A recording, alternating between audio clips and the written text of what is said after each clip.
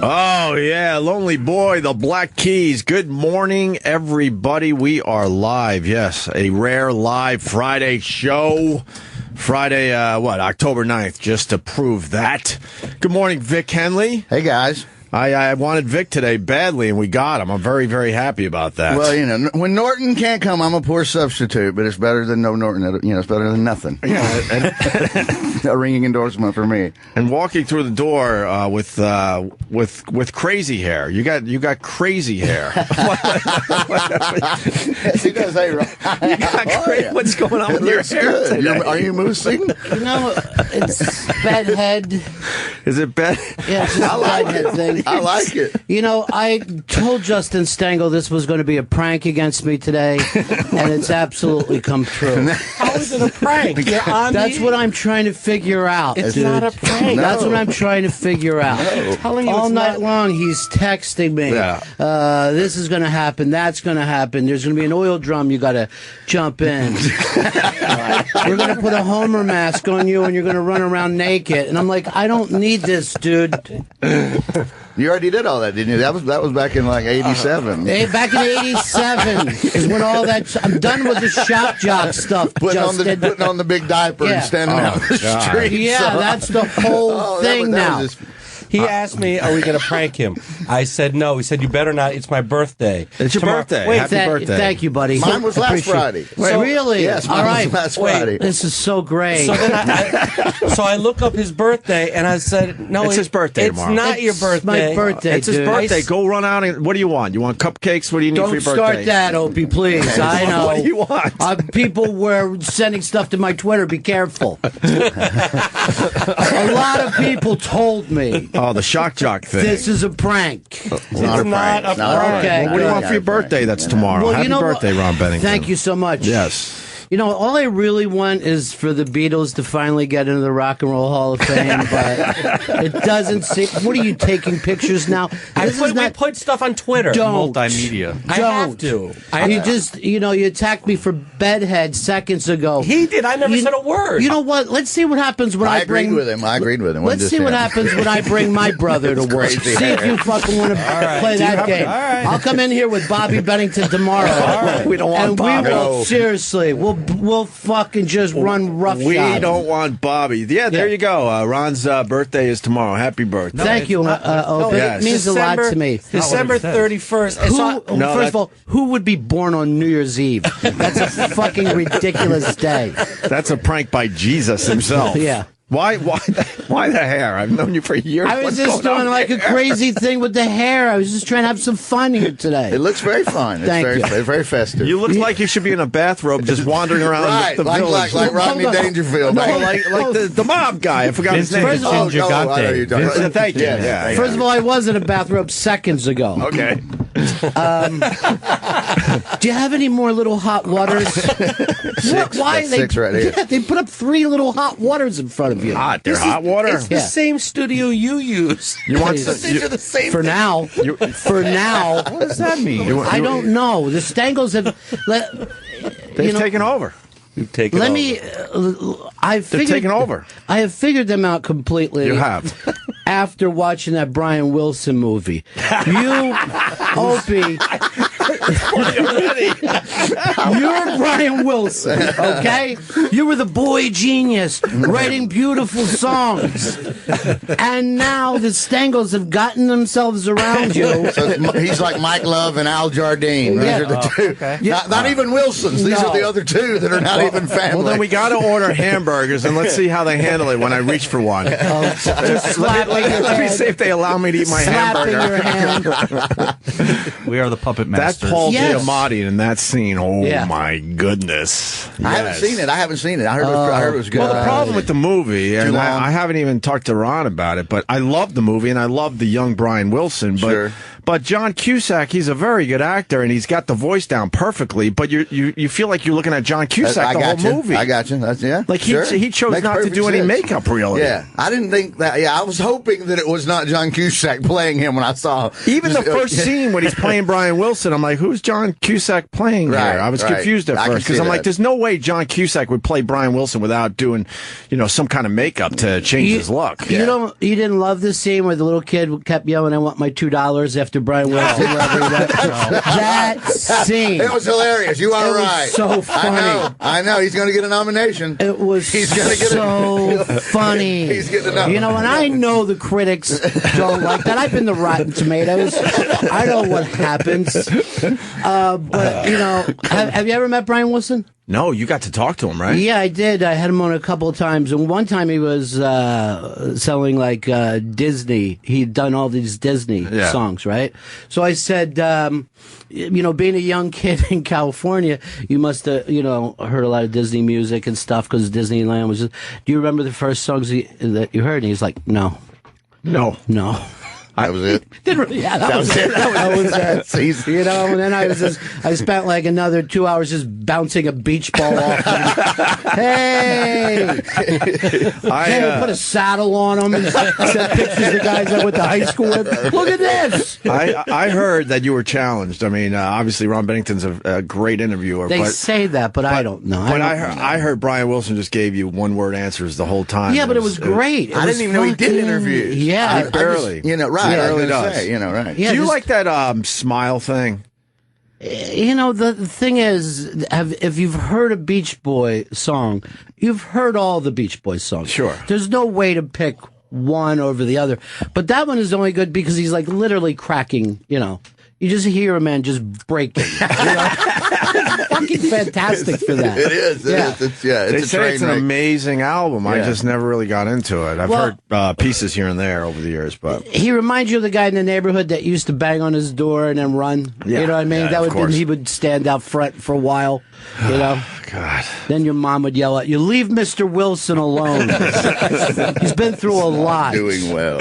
No, he's not doing well at all. Doing well. Matt Dillon played him or played the character loosely based on. There's a movie called Grace in My Heart. Love that movie. Yeah, it's called Grace in My Heart. Turturro's in that too, I think. Yeah, and, Turturro Ileana Douglas plays Phil Spector in it, and it was all about. We could look out the window and look at the Brill Building, where all the music came out of until Dylan and the Beatles started writing their own music, and that fucked up everything. All of a sudden, nobody needed anything anymore. Where was that building? It's right there on Broadway. Yeah, it's right on Broadway. It's close to here? Oh, yeah, it's right over there. For the people that don't know, all the songwriters would go into this one building and whip out all the hits that you know and love if you're an older person. Yeah. Carole King started there. And none of these people wrote their own songs. And then, like Ronnie said. Well, no one knew that you were supposed to. Like Sinatra, it never dawned on him, I could write one of these. Yeah, exactly. Buddy Holly was the first dude. Buddy Holly wanted to write, produce, arrange, everything. And they like, no, we have a writer that does this. We have a producer. We'll get you the best of people. And Buddy Holly went, no, I've been through this before. See you later. The Stangles. You're talking about writers. Boy.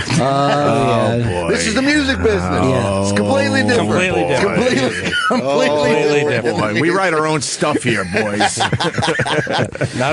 He's not David Letterman where you got to fucking hand him a blue card. There's a blue card. Yeah, if we didn't write something on a blue card, he would say nothing. Why did they sit there and say nothing? Why did they have to be blue cards for Dave Letterman? I don't know. When we got there, that's what they were. That's what he liked. Blue cards. Yeah.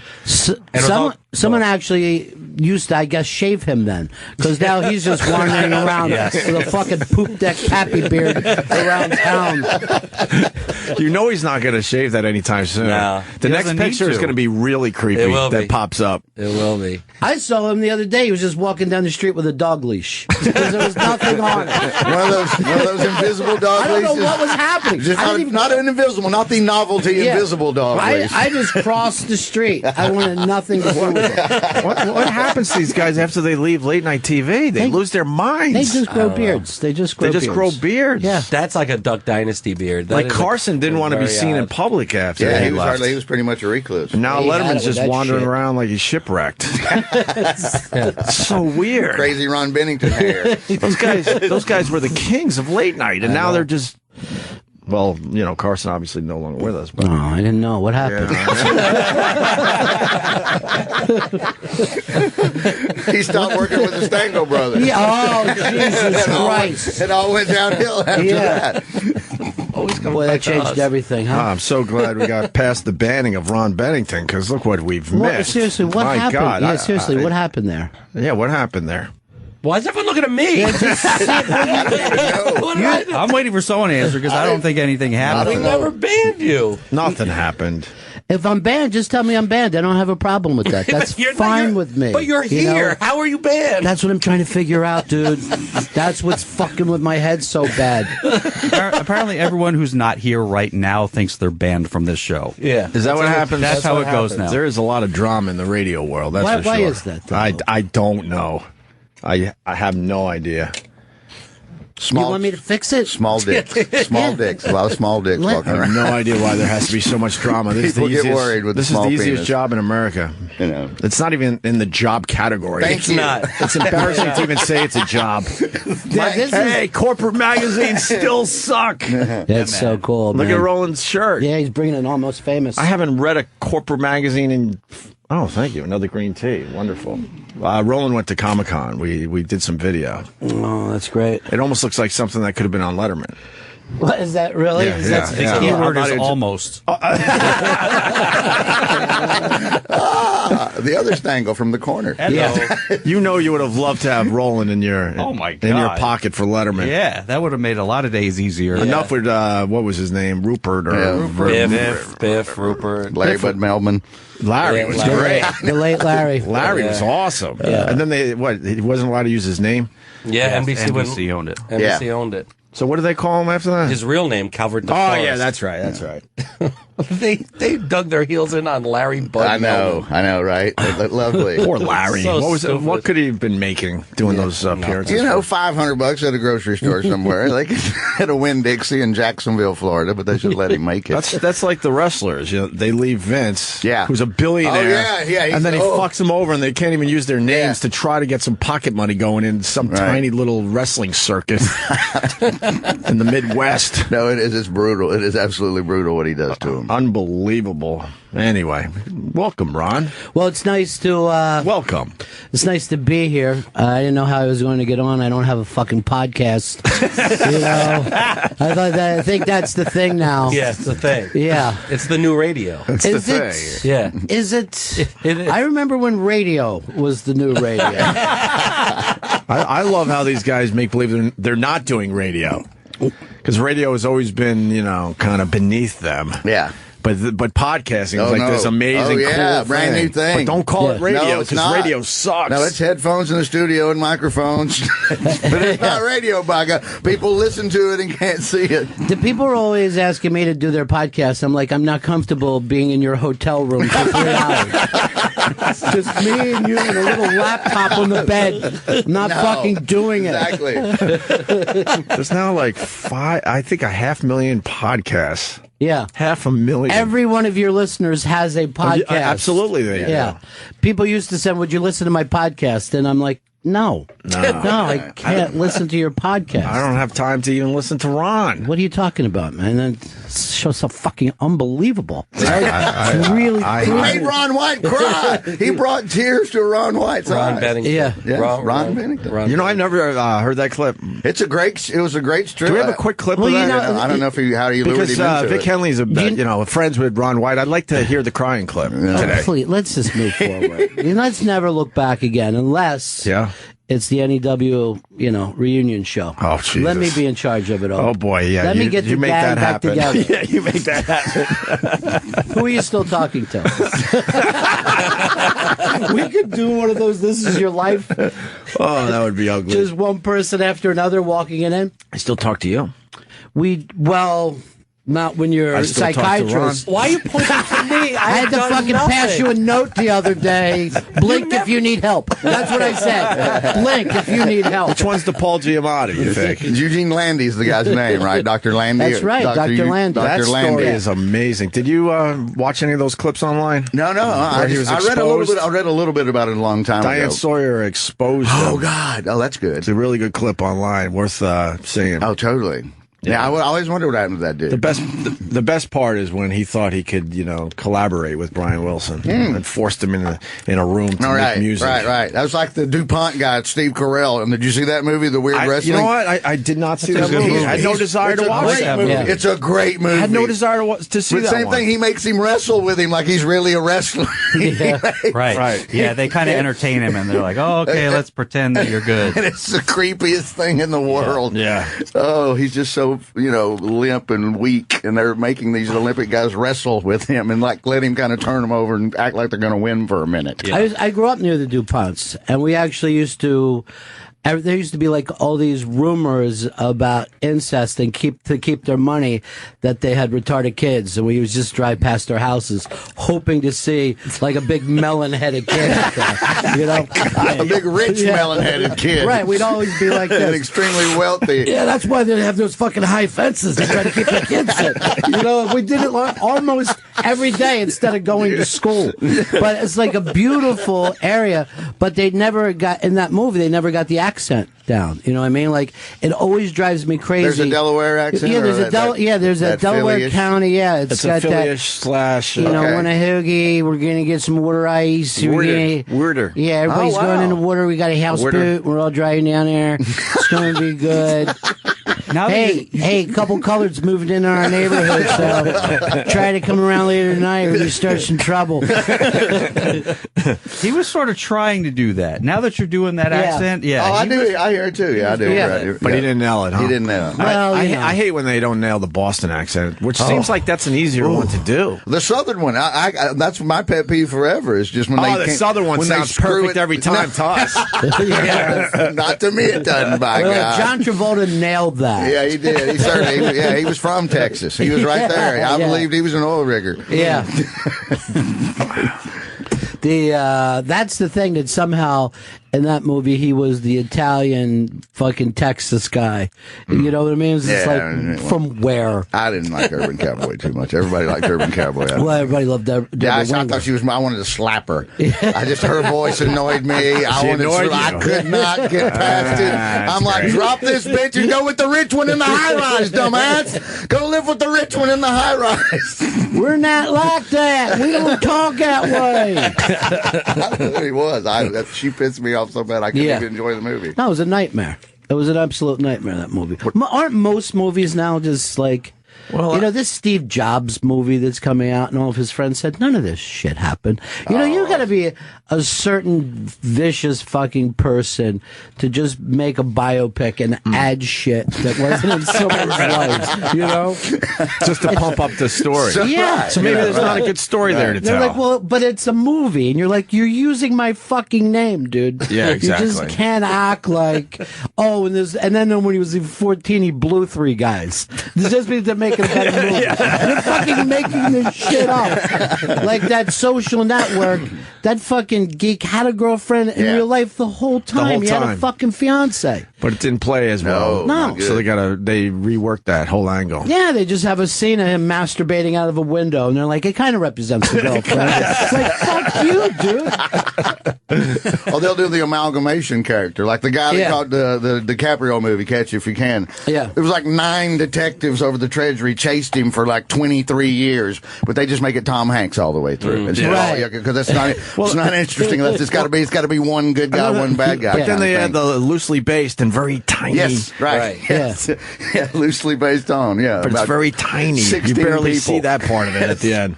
But Goodfellas didn't use any of the real names, and that movie picture's rules. fine. Oh yeah. You don't sit around going, that's not the real guy. Then you have a movie to watch, and it's fucking fine. These guys have got to be fucking vicious to sit down and write shit about people. That fucking Rudy movie. That's all bullshit too. Yeah, none of that shit happened. Yeah. Who was the actual coach then was Dan Devine. Dan Devine, right? And Dan Devine, after the movie came, because there's a scene where every fucking buddy on the team quits and they put their fucking shirt down. They go, "This is for Rudy. This is for Rudy." Yeah. After the fucking movie, Dan Devine said, "Putting Rudy in was my fucking idea." Right. I was the guy who put Rudy in. Why is everyone acting like I'm the biggest dick? So they make him look like an asshole. Yeah, his kids got beat up at school the next day. Right. Send this to your father, you prick. There was a Funny Bone in South Bend forever, for 15 years or so, and I would go there and work, and you would hear the bouncers at the various bars going, if fucking Rudy comes by here, do not let that dick in. Yeah. True, man. He got drunk with his power because of the movie, so he just wandered around South Bend thinking he could go in any restaurants and bars and drink and eat for free just because he's Rudy. Whatever happened? He was banned, basically. Fuck you, I'm Rudy. Yeah, that's what he kept saying. Whatever happened to Rudy? Who the fuck knows? He's at every Notre Dame game signing books. Yeah, every probably so. fucking That would game. make sense. He's got Every nothing. game. He's got nothing except, hey, I'm Rudy. And there's a line there, and he fucking, he just writes like, get in the last game. He fucking sells another book. I'll never forget, I laughed so hard, though. I just overheard one doorman to the other, and if that fucking prick Rudy comes by, Don't let him in. Don't let him in. Yeah, there he is. He's an older gentleman now. Is that right? Still trying to get in. Still trying to fucking get one more tackle. That's funny that he put him in, and they reworked that whole storyline. Yeah. But amazing. And then they put him in ironically. It was like a fucking you know how they let these kids score touchdowns now. I think that's weird, don't you? I think isn't there a better way to do this? Yeah, light that kid up. Like fucking show him the respect. I'll fucking lighten him up like you would. Should show him a little respect. Not have the defense run next to him. Light him up. It really drives me nuts. What about the ones in the wheelchair? Are they supposed to knock them over too? Light them up. Why not? Light them up. Why not? They're not going to feel it on half their body. No, that's true. Right. That's true. Oh, jeez. Now that's too far. Yeah, I mean, Are you serious? Oh, there's special needs. You know what I mean? We do live in a new world. We really do. A new better world. You one, can't though. even joke about this shit anymore. What do you want to joke about that you can't? What are you missing? What do you... Waterhead jokes? What is it? What is it that you don't... I'm just trying remember to the Richard Pryor? It was a big waterhead, boy. Family brought him in. His head was bobbing from side to side. You really can't joke about waterheads. It was a whole when he's doing the minister, and he would say it was all about. He was about special needs people, hydrocephaly, anything, and he was crippled people. Stop coming in here stumbling, bumbling, falling down. It's more the hypocrisy of it. We talk about this a lot on the show, the Learning Channel. That's just the TLC. TLC. That's just a new. The learning circus. No, that's what I used to call it when it's after the 19th. I'm 900 pounds or I'm 7 feet tall. I'm like, okay. It's the new sideshow. Yes. We've said it many times on this program, but they act like no, but you're learning about other people. Yes. It's in the title, the Learning Channel. Yeah, but they know damn well most people are tuning that in to see see the lady with the giant legs. Yes, I agree wholeheartedly. What are we going to learn in the end? That you can all the little people are just going to get a channel one day because they're already giving them 23 shows. So they're fun to watch. But Little People, Big World. I was all in for many years. It's like the roll-offs. I love the roll-offs. They're still doing that show. I know they are. They're divorced. I know they They're are. divorced and no longer together, so they have to sit there and look at each other. How crazy is it that they got divorced? Yeah, hilarious. If you think about it. Hilarious. Because it's not easy to find another one of those. Yeah, I know. Well, you got to go to the convention. You got to go to the convention every year. If you don't go to the convention, you're fucked. But what I learned from Little People, Big World, they go to these conventions and they have to find their wife over a weekend because there's no other little people in their area for the most part. And there's cliques within the different Little People group, too. Yeah. There's cliques that, some of them that have dared marry a regular sized person, they're like banned. Yeah. They're ostracized from the community. Or an Asian. She's not really short like us. She's Asian. But she's just Asian. She's malnourished. Oh. She's just malnourished. But we used to drive down to the shore and there would be these folks like that, and they had a fucking clothesline that was only like 2.5 feet off the ground. Yeah. We used to just fucking drive. Please be putting up the clothes, please, please. I got a brother that's legitimately scared of midgets. Oh, really? He gets all freaked out. I've heard about and that. has anxiety attacks when he sees them. I've never met anybody, but I've heard that that's a real thing. He swears by it. He gets really freaked out. I don't know why. Why do you get freaked out by that? Probably he was blown by a midget when he was a little kid. He didn't know how to tell anybody. felt like it was his fault. Some midget's in there with his thumb up his asshole. Don't say anything. And he's like, okay, but still. Was that your midget voice? Yeah, that was my. I think I kind of was midgety, wasn't it? A little bit. It was like an evil midget. Yeah, evil midget voice. Well. You're probably not redundant, right? Leprechaun. You're probably right. Most phobias go back to being touched, right? I don't know. Do you think so? Maybe. What are some of the other phobias? Then we can figure it out. Here's the thing about... What's some of those big phobias? One of my favorite ones that somebody called in one time is a woman. I'll never forget this. It was many years ago. And she's afraid of anything that's, like, oversized. So if there's, like a big boy would she would have to turn her car around. Come on. Because that thing is not supposed to be that big. The statue Yeah, the statue of a big boy would just make... She couldn't drive by it. She was fucking scared. But the thing about phobias is no one... You could have a million phobias, but if you don't have one, you think that other person's an idiot. Yeah. So, like, if somebody is afraid of elevators, if they find out someone's afraid of escalators, they're like, what are you, a dick? Just fucking get on it. Yeah. What's the big deal? It's true. They used to, before they did all the paternity tests on Maury, they did, like, these phobia shows, and there was somebody who had a fear of olives, and I remember that they had a staffer sneak behind them with a giant jar of olives, and the woman absolutely freaked out. Get that thing away from me! Maury was known for doing that show. He would get you on with your phobia, and then he thinks he's going to cure you by hammering you with that actual object. Yeah. He did that with many different and it hardly phobias. ever worked. Of course it didn't work. But that goes back to my point again. Sure, you can't just freak people out. Right. You have to make believe, no, I think this is actually going to cure you. And then we can show it on TV. Totally. Instead of, look at this idiot. She's scared of cotton balls, so let's drop 1,000 of them on her head as she's sitting there. Just to watch her freak out. Haven't you seen a grown man freak when he saw a spider or something, though? And he'll just, like, fucking yell. I have friends that are afraid of, like, little things like that, Well, shit that can't even hurt them. Well... Not grown men, spiders? Yeah, I've seen it before. I know women are very scared of spiders more than men. Man, it's coming across a little sexist, so if I'm going to be totally honest. Go back to that website, you son of a bitch. It's a little sexist. It's the #1 phobia, too, look. What is, spiders? Arachnophobia. Wow. The fear of spiders affects women 4 times more. So there you go, 48% women, 12% men. Fear of snakes, fear of heights, fear of open or crowded spaces, fear of dogs, blah, blah, blah. Fear of thunder. Fear of small spaces, fear of germs. These are boring ones. But a lot of those things make sense. You should have a certain fear of heights. It's fucking, you can fall and die. I think the small spaces just comes from coffins. That you would think you're in a coffin all the time. Right. How about this one? The fear of cancer. I think we all have that one. Yeah, pretty much. Except for smokers. But I think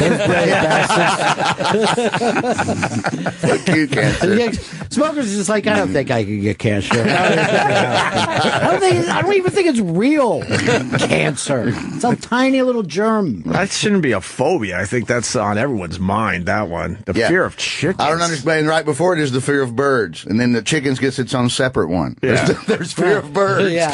And then the next one is fear of chickens. What the fuck? If you're gonna fear birds, this is the wrong fucking planet. Yeah. What do you think a chicken is? Yeah. When are the chickens going to figure out what the fuck we're doing to them and rally? They're stupid. They are stupid. dumb. They are Dumb as stupid. shit. They are We're just ripping their wings off in front of the other people, the family. The rest of them are just standing there. It's just like, you might want to get together and try to figure it out, because you're not winning that one. We're the only species that really gets together and fucking makes a plan.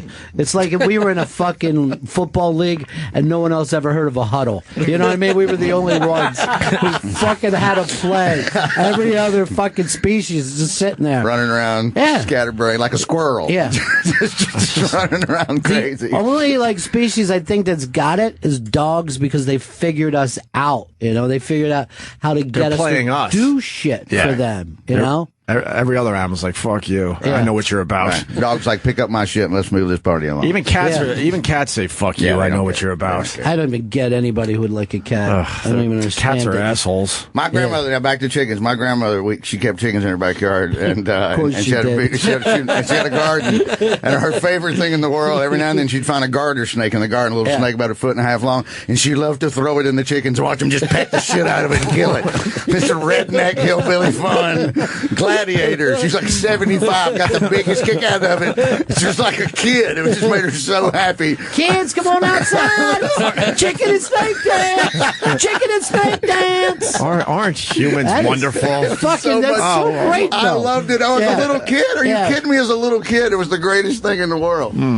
How did you guys lose the war? Because that shit is just... Yeah, we can't compete with that shit. Yeah, we got nothing. Did she kill her chickens for food? Oh, yeah, every now and then, yeah. That's twisted. Yeah, well, she kept mainly for the eggs. Because but every basically, now and then, before they're ready for the plate, as they say, they're your pet. Yeah, well, yeah. And then all of a sudden, you're like, all right, time to kill my pet because I'm hungry. If you get too many of them, then you got to cull the herd every now and then, so roast chicken time. But every time I see those videos, they're like, they treat them like they're pets, and they love them, they got feed names. Them, she let them wander around. Like, all right, it's time for Fluffy to bite it. We're hungry. But you realize that was the only way that humans lived up until 50 years ago. But you don't name them, and you don't you just throw stuff in a pen and let them eat until you're ready to kill them. I had a kid in Florida who worked for me. He works for Bubba now. His name is Tuttle.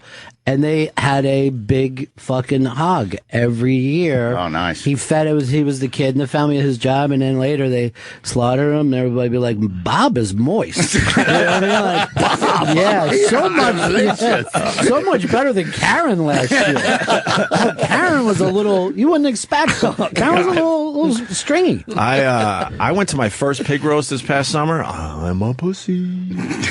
Couldn't eat it because of the fucking seeing it all there the together. Face and the hooves. The whole everything. Gotcha. And look, I'm a hypocrite because you take that same pig, you go in the other room and you slice it up all nice, put it on a plate, throw the head and the hooves in the garbage. I'm fucking eating it all. Seeing the head made it fucking so gross to me. I grew up around it so much it's just second nature to me. I don't think never bothered you. The first one I ever saw was on the 4th of July somewhere, and it was the whole thing. So that's never bothered me. I got hammered for that, but that's the truth. I turned into a pussy. I couldn't eat it. And they're just ripping at the skin. Yeah. Like, let me get more of this skin. The skin's tasty. And they're cutting it right off the animal. The crackling, man. I never been to a pig roast that somebody didn't eat the eye while everybody cheered, and then B, somebody didn't act like they were face fucking it. Just eating fucking pig with both hands. That's funny. My brother, when he was at Auburn, they were in agricultural school, and they had a hog farm. And so him and his friends on the football team would go over there, soak loaves of bread in grain alcohol, feed them to the hog till they passed out. Then they'd hit it in the head with a sledgehammer, throw it in the trunk of the car, pig roast. They did one a year. One time, one of them wasn't dead. One time they opened up the trunk of the car, and the first come squealing out, scared. They all run like girls except the quarterback who pulled a .22 pistol out of a side compartment. Bam! Shot it right in the head. Turned around. Where are you fucking pussy's going? It's a goddamn hog. So, being from the South, what's the craziest thing you ate? Oh, don't bring up black squirrel. people.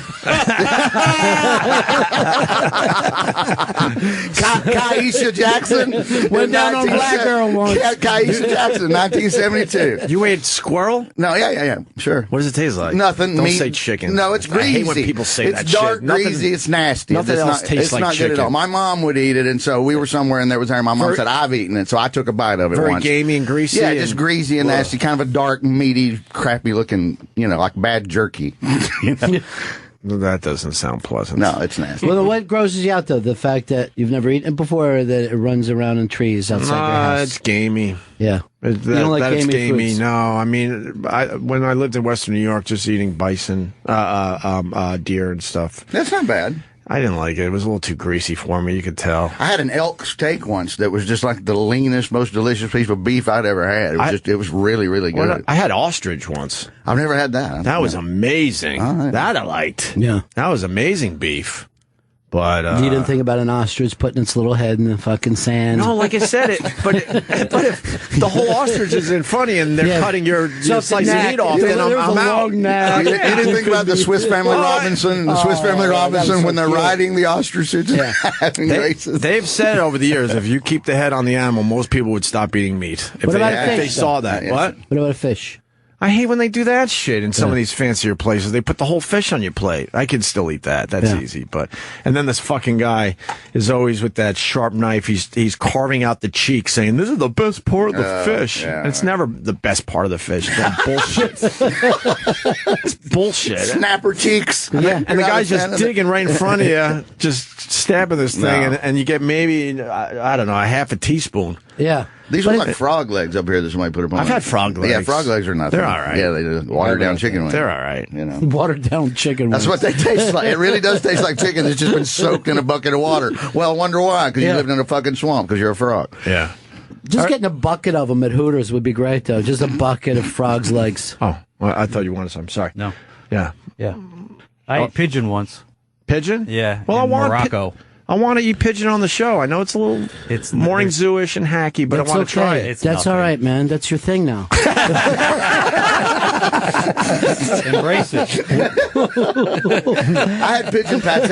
I had pate made out of pigeon in London in a pub. Yeah. That was nothing. Was it good? Tastes like regular pate. It was nothing, you know. If you like pate, I had like green peppercorns. I like in it, the that's pate, all. Yeah, I had the green peppercorns. I did like that. I went to a Chinese restaurant in Northport once, and I ordered a chicken dish. First bite, I knew I wasn't eating chicken. I just knew. I'm like, I have no idea to this day, but I know the place was desperate because they closed down a few months after that, so they were probably cutting as many corners as possible. But as soon as I put it in my mouth, I'm like, wow, this is not chicken. What is this? And then I did another bite to make sure. Oh, good. And immediately I was just nauseous. I didn't throw up, but I was just like, this is something foreign. You know, the one thing that looked like would be a great food, but you can't eat it, is a human baby. I mean, you ever look at something that looks like it would be like biting in the butter? It would be just so. I swear to God, I have a joke about Chris Christie eating little children. I have a joke in my show that I've been doing about that exact point. That he just sits somewhere down in Trenton. There's a bucket of ice cream, and he's just rolling them around in ice cream and just like Jabba the Hutt. He's on the TV right now. It looks like he's trimming down a bit. Well, you know, fat lap band bus. We're gonna have little children pouring out. That's all it's gonna be. Just baby after baby is gonna come pouring out of him. He can't get any heat though. This Christie. So, well, you know, nobody can get heat. Nobody who's ever held office. Well, Trump and Carson. Yeah. Now Carson's saying if they all had guns, the Holocaust would be different. Is that his latest? If we could arm, well, they did have guns. They took them. Yeah. They took everything. They took everything. They took their teeth. Exactly. They took their teeth. Right. I think they started by taking their guns before they took their teeth. So basically, he's saying it was the Jews' fault. Is what he loves blaming everybody. Yeah. You know, he came out with that whole thing. I would rush the shooter if I was in a school shooting. We have a clip of him talking about the Holocaust. Oh, should we go with a clip? Would you like to hear a clip? Yeah. I mean, your birthday gift isn't here yet, so we might as well. We might as well stall. It's Ron Bennington's birthday today. Happy birthday, Ron. Hey, thanks everybody. All right, let's hear this quickly. What is the point you're trying to make? If there had been guns in Germany, there might not have been a Holocaust? My point is, that was only one of the countries that I mentioned. There were a number of countries where tyranny reigned, and before it happened, they disarmed the people. That was the point. Noah Webster said, when he was talking about tyranny, that the people of America would never suffer tyranny because they are armed. I'll tell that to the fucking South. They had guns and they burned Atlanta to the fucking ground. Exactly. You know, the French had guns, the Polish had guns. Right. You're fighting fucking Nazis. Yeah. The Nazis were such bad asses. It took the entire world to fucking take them down. I mean, it was just like guys like, what? I'm coming. Fucking people were coming running out of bars and shit. It took everyone. Yep. Oh, that's funny. Absolutely right. Yeah. It took everybody, the whole world. It was called World War. Yeah. I gotta say one thing. Ron has been hilarious. It's been like 40 minutes. Yeah. Now I feel bad for blocking him for all this Motherfucker, time. I'm out. Now I feel bad. Seriously. No, I knew this was a prank. Dude. It's not a prank. I'm saying I was wrong. This was a prank. I'm saying I was wrong. I apologize. You told me you fought for me. Boy. You basically threw your brother under the bus. Son of a... Why did Roland put this tuna video on his Facebook page? I'm not sure. What is he doing? Well, he likes. We got to look at that Comic-Con video that he did. Okay. It looks like a piece that could be on late night TV with this Roland wandering around the joint, the Comic-Con. Oh, that wasn't the best clip yesterday, though. You see the Trump clip? No. He brought a Hispanic on stage. No, I didn't see this. Yeah, I just saw. This one is good. Because, he doesn't have a lot of the Hispanic votes, so he found one dude that really likes him. No, it's a broad, actually. Yeah, it's one of his maids. Mr. Trump, be nice. I take home food. Sometimes he make me look at his dick. Because if you have a maid, it takes sooner or later you're going to just show her your dick. You're going to act like it was an accident, but you want her to see your dick. It just happens. Walk around with pajama pants on. Hey, it's spilled out. With the fly open a little bit, pops out. Oh, I'm sorry, Juanita. Yeah. Is this the clip? Let's yeah, I wanted to see this. Here we go. He couldn't help himself. He found one. She's screaming already. Sure. Let me say this. Where are you from? I'm from Colombia. Colombia. And is this a setup? Did I ever meet you before? Huh? I'm Hispanic and I vote for Mr. Trump. We vote for Mr. Trump. Yes, Mr. Trump. We love you. We love you. All the way to the White House. Oh, God. Fucking titties I bouncing. swear to you, I think she's totally beautiful and great. I never met her before, I swear. This all started with a People magazine. So you are beautiful. Will you make sure she doesn't fall? Come here. Make sure she doesn't fall. You make sure this idiot doesn't take a fucking spill. Ruin everything. Ruin everything, exactly. Oh, God, everything's jiggling. She's jumping up and down. What I love about Trump is everyone is terrific. Everyone's beautiful. Everyone's great. Until they say one bad thing about him. This is a loser. Right. Penn and Teller do the worst show in America. That was my favorite thing because Penn had said something about him, and the next day he's saying, no one is showing up at Broadway for Penn and Teller's show. Yeah. Penn was here when that tweet came out, so he got to react to it. Yeah. We got Penn Jillette to react to that, and it turns out that show did very well on Broadway. Of course right? it did extremely well. Yeah. It's over. Yeah. I think the run is over. The run's over. But here's the thing: he doesn't talk, but Teller's a fucking genius. Yeah. The show is always going to be amazing. Yeah. No matter what Penn's personal views are, that's a fucking great show, dude. Teller's an amazing magician. He comes up with most of that stuff. I know. believe. Penn doesn't suck with the whole running the show sideshow barking thing. They're legendary. They're legends. It's and they started here. Yeah. I believe it all started here back in the 80s. Philly. I saw them off Broadway in the 80s, and it was fucking amazing then. They were it was great. I've never seen them have a bad fucking show anywhere. I think Penn used to perform in Philly. I want to say South Street or something. Yeah, he was like a street guy, and then he was like a carny guy. Yeah. And then they met. Yeah. And then they got matching suits. I don't know how that fucking happened. Actually, you ready for this? This is how stupid I am. He tells us on our show that he has like 12 different suits backstage. I'm an idiot. I didn't know that either. For each trick, he needs. Oh, I see. Right. He needs a different suit depending on what he has to get done. Makes sense. Dumb me, I'm thinking he just has one suit and he's pulling all that shit off. Well, I would have thought that. I love that. It would have never dawned on me. I love that he let us in on that. Sure. He goes, the toughest part of the job is remembering what suit I need for each trick. He goes, the trick itself is, I could do that in my sleep, but if I don't have the right suit, I'm fucked. Yeah. I did a week with a magician out in Vegas, and we were in the condo together, and every day I have to start watching him get all of his shit ready. He had to start at noon, and he's folding newspapers and getting the right suit out. That would be cool. And he would explain. Sometimes he'd say, "Get the fuck out of here! I won't tell you this one." But then a lot of them, he would just let me see how he did it. You know? Right on. So it's fake. It's all fucking fake. There's no such thing as magic. Yeah, there's no such thing as magic. You ever hear like their pigeons at night? All their pigeons make fucking weird noises like a woman being slain. It's fucking crazy. He's just beating the shit out of the pigeons until they do what they're I know told. a magician too who would hide the pigeons when he got on the airplane. He'd have them in his pockets and shit because he didn't want to have to go through all the trouble of boarding them. So you could be sitting on a plane next to a guy who's got like 8 pigeons got his fucking nuts and stuff. It's just cooing. Because a pigeon is like really tiny when you squeeze it. That's why they can, like in that thing where it disappears in the cage, they just shove them down into like 1 inch. Nothing. Yeah. Is that how that's done? Yeah. Okay. I don't want to ruin it for you. Yeah, but thanks, thanks a lot. Thanks. Well, you know, it's my birthday and I wanted a pigeon act here.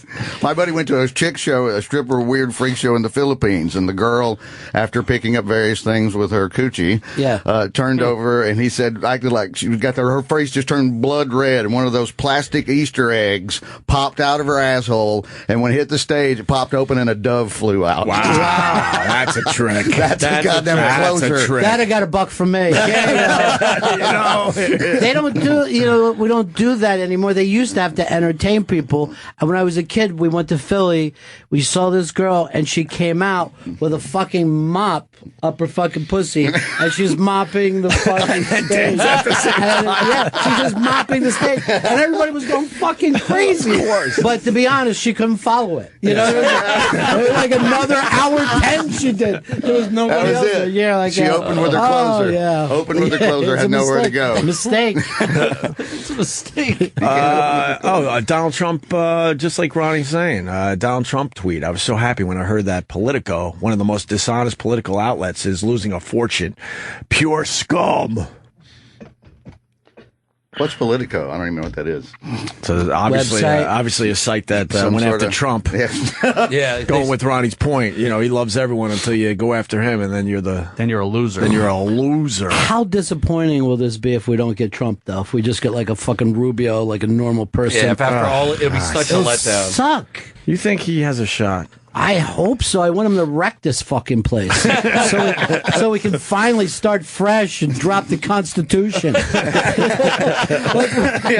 We make fun of the fucking Islamics for having like the Old Testament. We're still fucking following around these things these guys with wigs did back in Philly fucking 300 years ago. Wooden teeth. Don't forget the wooden teeth. Well, our founding fathers said, who fucking cared what they said? They didn't even have a car. Why are we listening to them?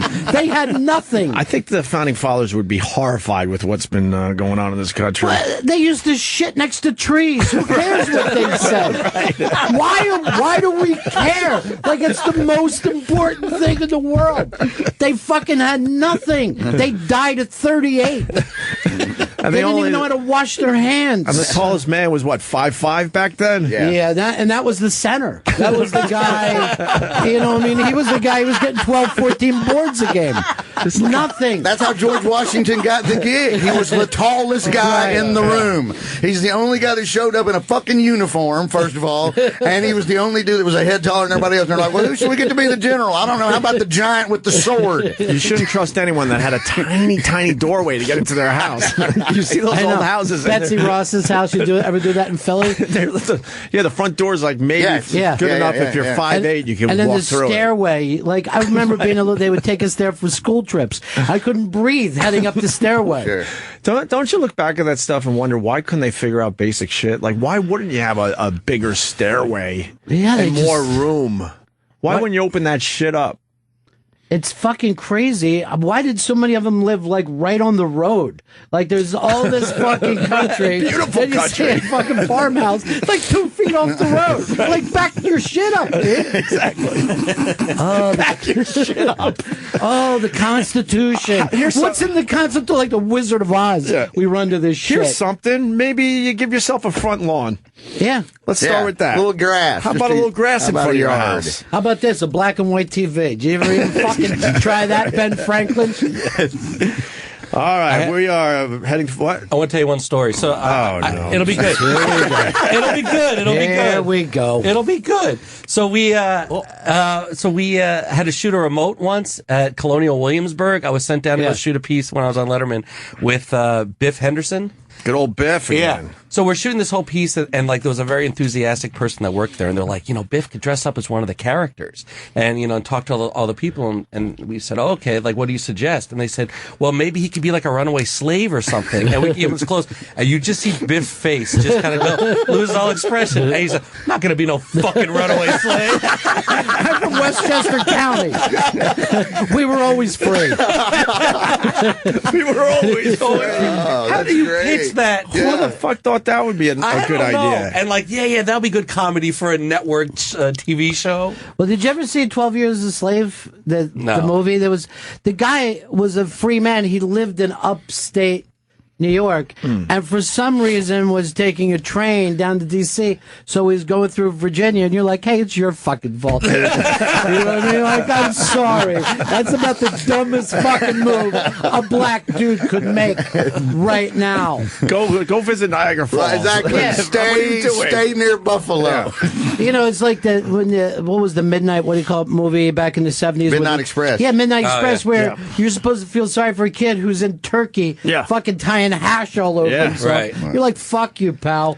You're an idiot.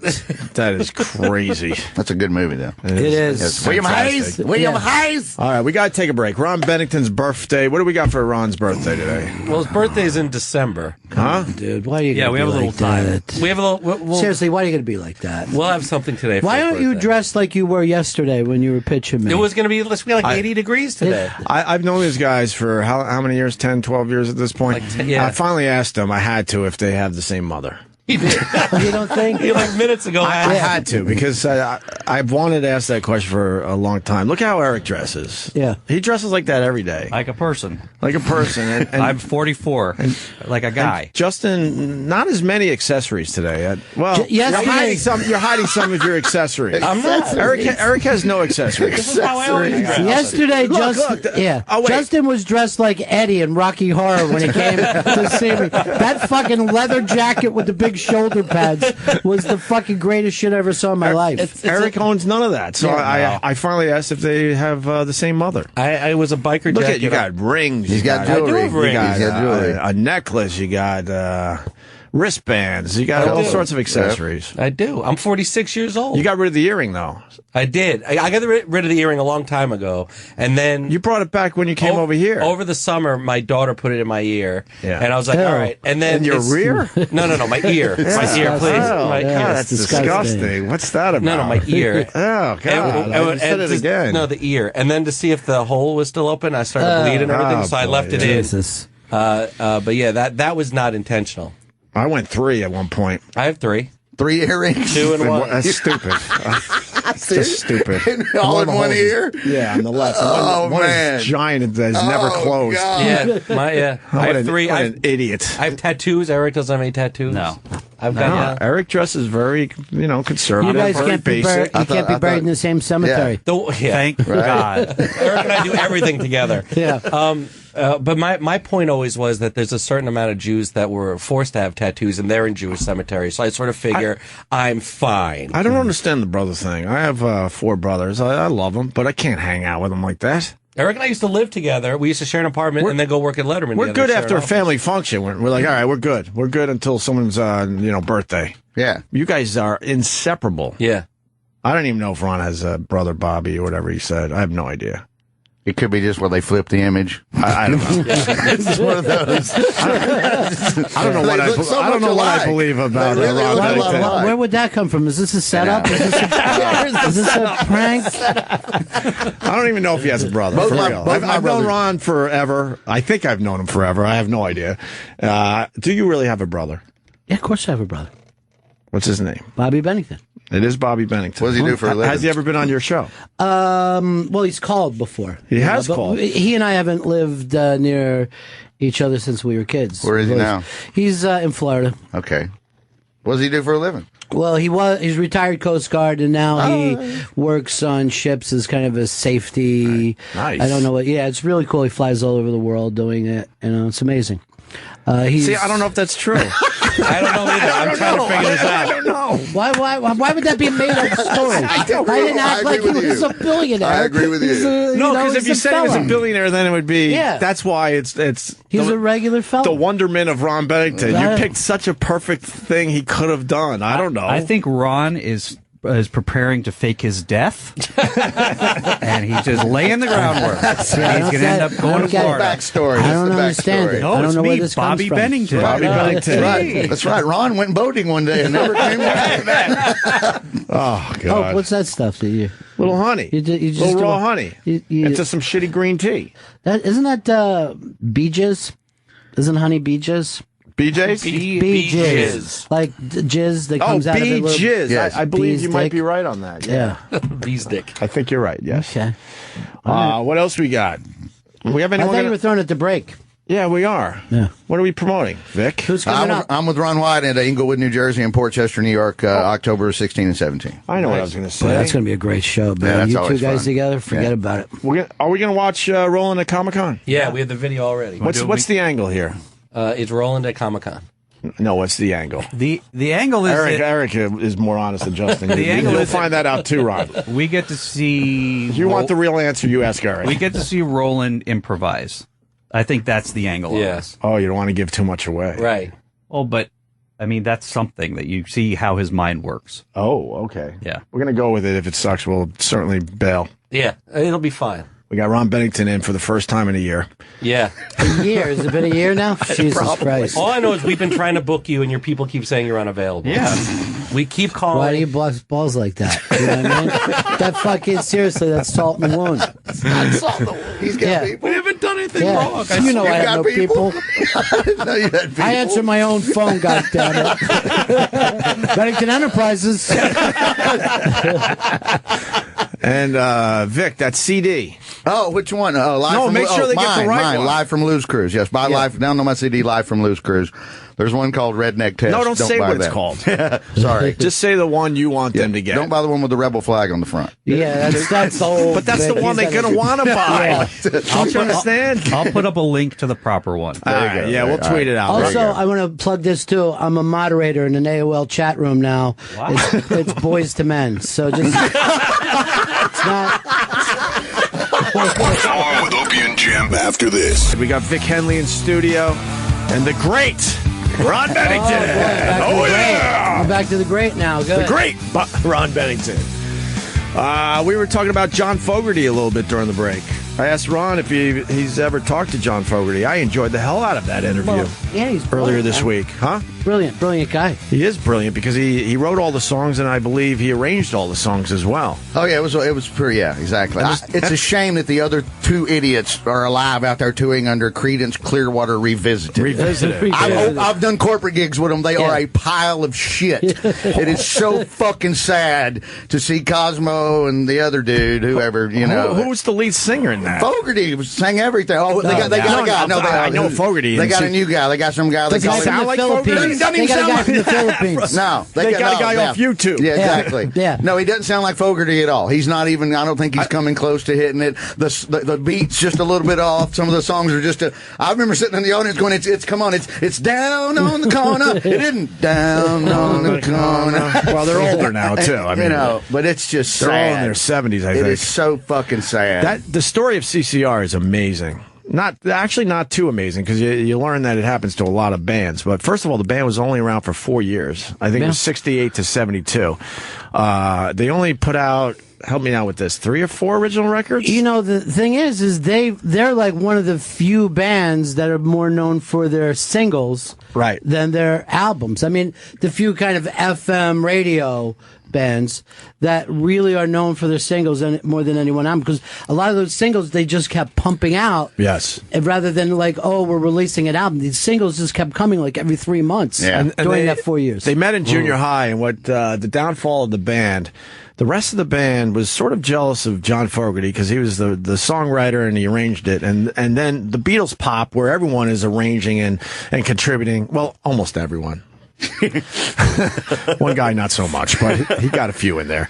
And CCR, the rest of the band was like, we want to be more like the Beatles. We want to start writing some songs as well. Yeah, that didn't even fucking happen in the Beatles. George couldn't get fucking... He couldn't get half his stuff out there. Nothing. That's why he had a triple album. That's why when he got his first chance, All Things Must Pass, a fucking triple album. Been sitting on the shit for 15 years. And then a few of those were big great songs. Hits. Great songs. You think he rubbed it in a little bit like, say, I told you, I would hope fuckers. so. Yeah. I would hope so. I would totally hope so. I was just saying this the other day on someone else's show that I think that that's the best of any like single Beatle on their own. That album, like All Things Must Pass. Yeah, it's better than anything that John did. It's a landmark record. Better than anything that Paul did. I didn't really like John Lennon's solo stuff for the most part. There was a couple in there. I love his solo stuff. Yeah, but that All Things Must Pass is one of the great fucking albums of all time. It's a good one. Yeah. But with the 4 years thing, that is actually, if you think about it, true of even when bands stay together,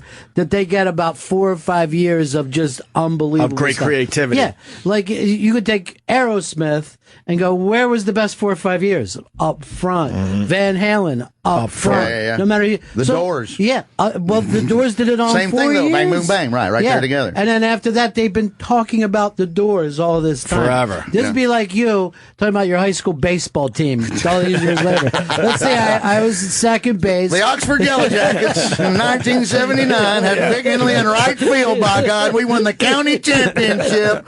Beat those fucking Anniston Bulldog pieces of shit. And who knows? 2 more innings, we might have went to state. Exactly. I got thrown out trying to steal third.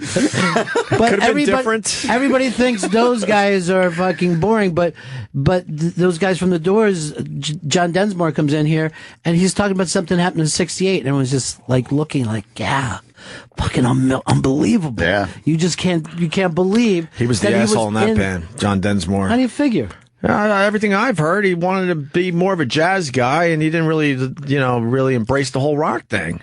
John Densmore, he's the fucking, that drumming is amazing. It is amazing, but he took it very seriously, and he wanted to be more respected as being more of a jazz drummer. Absolutely. Yeah. And when they would try to get, he was a bit bitter. Yeah, he was the weird one. I don't know. Did you ever watch any of those things when there's a documentary? And you guys can do this on your show. Thank you. But fucking Jim is rolling around on the sideshow. And rolling around on the floor. You know what? You're banned from the documentary show. There, I said it. Well, okay, now, all right, now let's see how long it takes before anyone finds that out. Oh, nice. I fucking don't know. Right. I don't know whether anyone told you guys. I'm not some fucking podcaster. All happy to come walking in here today. Bright eyes, full of energy. But getting back to CCR. So that's what started the whole riff with the band, that they wanted to, be more involved. Especially with the songwriting. His brother too, and then his brother even turned on him. That's right, exactly. But guess what? They were probably 22 years fucking old. Sure, they were just kids. They didn't know what the fuck they were doing. You guys got 22-year-old kids around here. They go and get your water. Yeah. How does the guy from I think they're from the Bay Area. Roland. How's the guy from the? Oh, really? Roland go to sleep again? Roland. Yeah. Sorry, we're boring you over there. Well, he's waiting for his improv piece. And then they signed away everything. So then John Fogerty wasn't making, huge money off all those songs for a long time. And he didn't sing them. He would not sing them live. Because he didn't want to give Saul the money. He was like a 20-something-year gap between when he would perform those songs. There was a guy named Saul that owned those songs. Zans.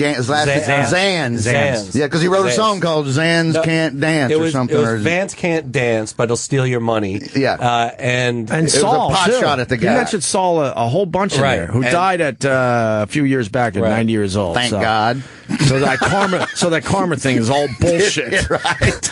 Didn't matter one goddamn God, Fogerty couldn't sing his own songs because he didn't want to, give the money up to those guys. But the fact that Saul sued him, that whole story. Well, that's the most amazing. I think one of the most amazing rock stories ever. That's crazy. You tell it.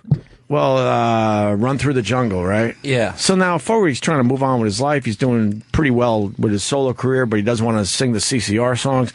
And he comes up with Old Man Down the Road, right? Yeah. And then his old bandmates take the record to Saul and go, hey, man, that song sounds a lot like Run Through the Jungle. Oh, man. So they sued John Fogerty for his own song that he doesn't own anymore. One of his first solo comeback hits. He stole from John Fogerty. He stole from himself. Can you imagine wrapping your head around that? You're in a court case because you stole from yourself? Yes, sir. But really, in 20 years, you can't come up with a new riff, though, John? Henley's writing material every fucking day. But that's also the other thing. Vic isn't sitting around thinking, I should get paid on a gig that I did at fucking 89. No. You know what I mean? Right, exactly. No one else gets that except for rock guys. Yeah. You know? But I love talking to him. The whole interview's up on the YouTube channel, right? Yeah. If you want to check it out. But Fogerty was a great guest. Man. Anyway. He's still good live, too. He can still bring it. It's a 2-hour show. He brings it. He's not half-assing. He loves to play the guitar still live. You can tell that he just still likes to rock out every now and then. It's kind of cool. And he finally decided to start playing those old songs. He plays them all. You don't, even though he still doesn't get money for them. It doesn't matter. But he finally said, you know what? I enjoy these songs. I got to start playing. And he's happy, but he talks about it on stage. You can tell he's finally exuberant about the whole thing. He went from early 70s to about 87, not playing one CCR song, right? Yeah. It was a long, long time. And you can tell he really likes it. And you don't have to worry about which ones you're going to hear, because the answer is all of them. Yeah. He plays fucking every one of them. They're all 2 minutes long. Well, great. But you don't leave the concert going, I wanted to hear Green River. He didn't play Green River. No, if you want to know the answer, go see John Fogerty. He plays them all. He can basically give you 15 hits in a half hour. Oh, yeah, that's true. He played it for the veterans. That's what finally turned him around. Yep, that's exactly, yeah. Well, he likes veterans? A little bit. That's rare in this country. A little bit. It's rare that you will run into anyone who will say anything good about the veterans. Well, that was the classic Bill Hicks joke from the Gulf War, I think, in '91, where he went. He goes, "I'm for the war, but I'm against the troops." just to be Hicks. I got to hear this. So, Creedence Clearwater Revisited. Yeah. Sorry. Have you ever seen The Rain? I've never heard. This is live. I don't think I've ever heard these guys. Well, it's because they got to go to Chile to get somebody tricked to fucking hire them. Wow. All right, let me hear the fake John Fogerty for a second here.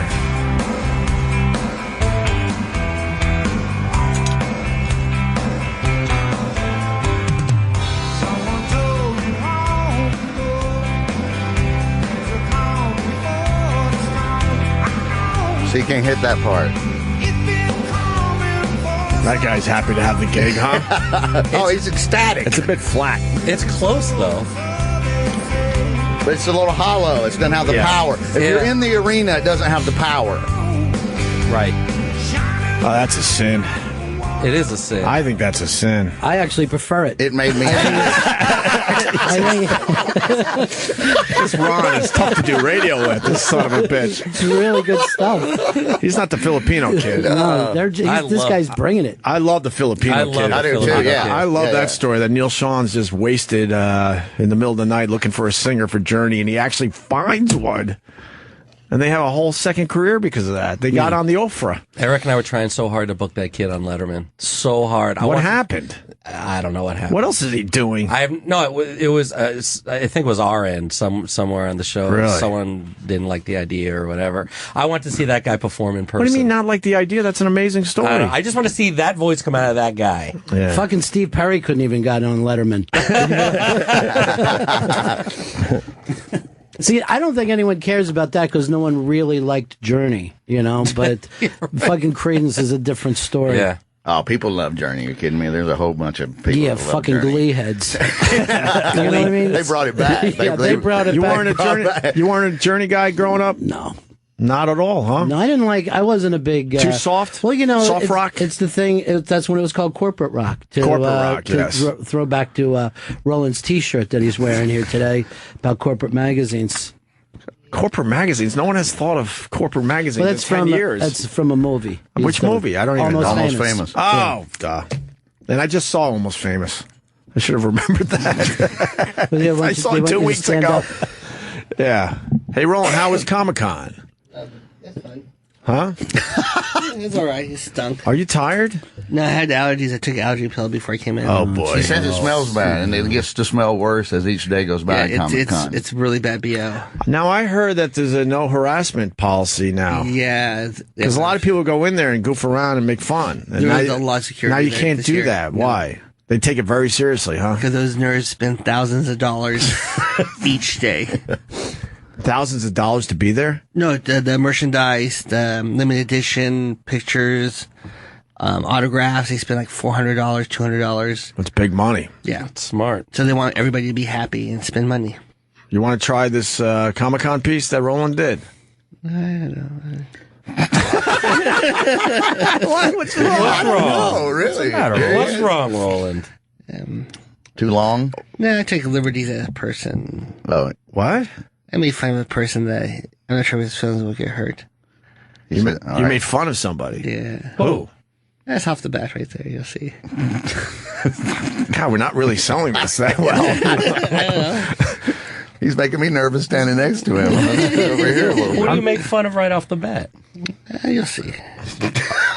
He's teasing it. All right. He's teasing it. Don't hold us in suspense any longer. Let's at least try it. Roland at Comic-Con here in New York City. Oh.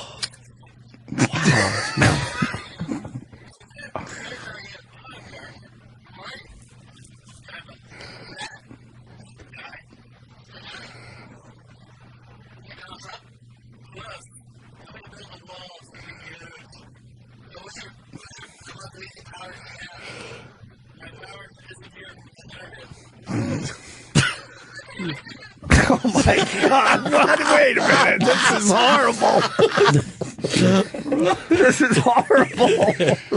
Well, the good news is there's still 4 minutes left of it. I don't think we're going to survive this. No. Would Letterman put this on? Probably. Probably, really? Wait, yeah. He loved a good remote, didn't he?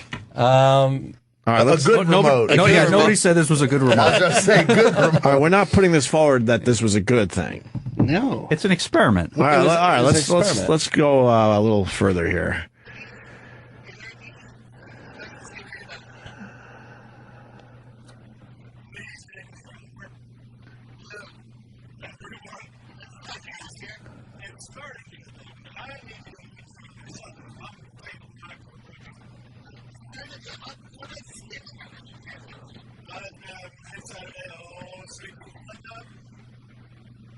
A gas mask. What's he dressed as?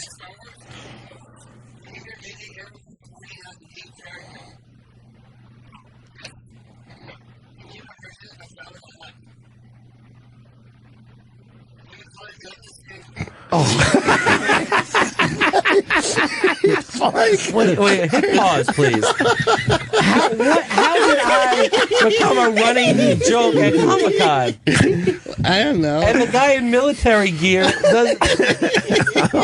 You know, I kind of like this now. It's turning. I wish Pete Davidson was here. Oh, God. He would enjoy the hell out of this. Pete would be loving this. Yes. Wow. So it smells really bad there? Yes.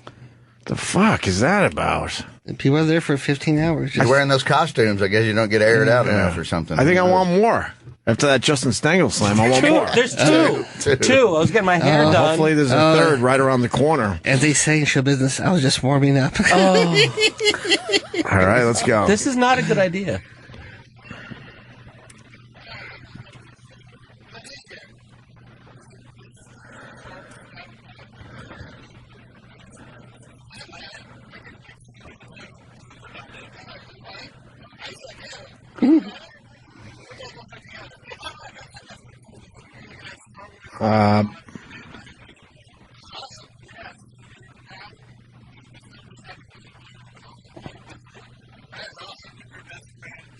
Pause this. So people are saying the audio is not going out over the air. Everybody's calling saying that it's not going out over the air, which is weird because God, are you I hear serious? It. Well, I don't understand what's going on because I hear it in my headphones. Do you have it on on your board? Yeah, I got it on. I have no idea why it's not going out. Hey, how do I get the same headphones as the people at home? Yes. Yes. Those are called earplugs. They're not headphones. They're called earplugs. Wow. It's too bad because you got Tyler Perry right here too. Yeah. Where's Mars? Well, I just listened to the off-air feed, and it's definitely going out on the XM radio, so it might be a serious thing. Right. I'm really not sure. Oh, people still have two different kinds of radios? I think so. Jesus. They still haven't Got figured people that running out. around. People running around. People are running like crazy. Good, good. Ah, they missed the Justin Stengel slams. No, they missed nothing. It's fine. Sons of bitches. There's more. What was the first one? The radio turned itself off. Who's cutting his hair? Mars, do we have a problem? I hear it over the air. But Yeah, a lot of people are calling, though, so there's definitely some kind of issue. Sorry to wake you up, though, Mars.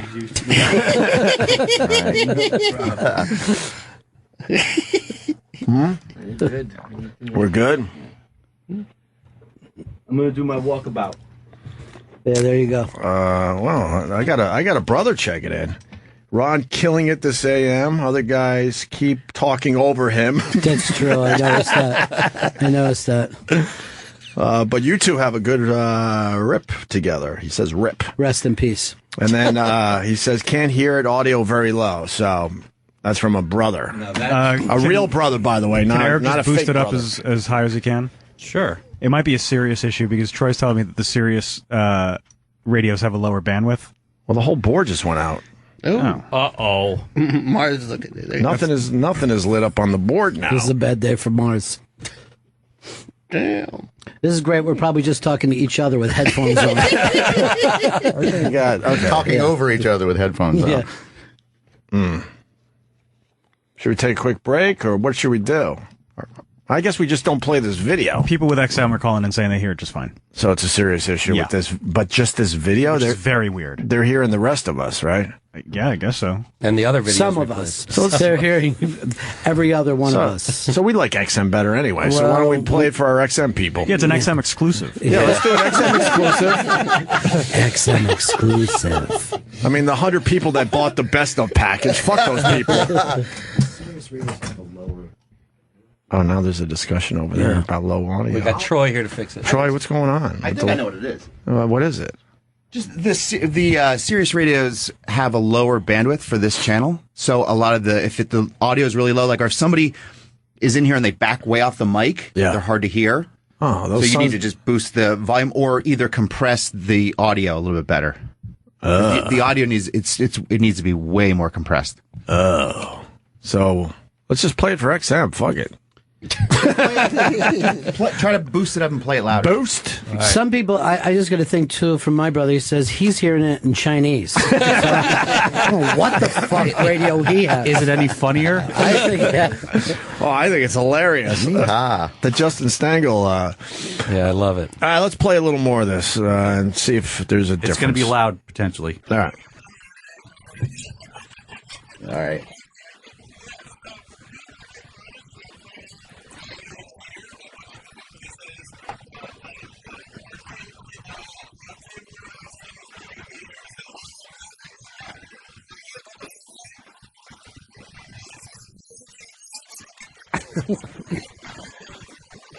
Oh, the guy walked away from you, Roland.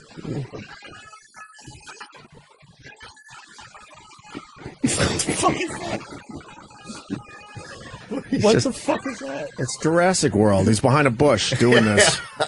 He's acting like a...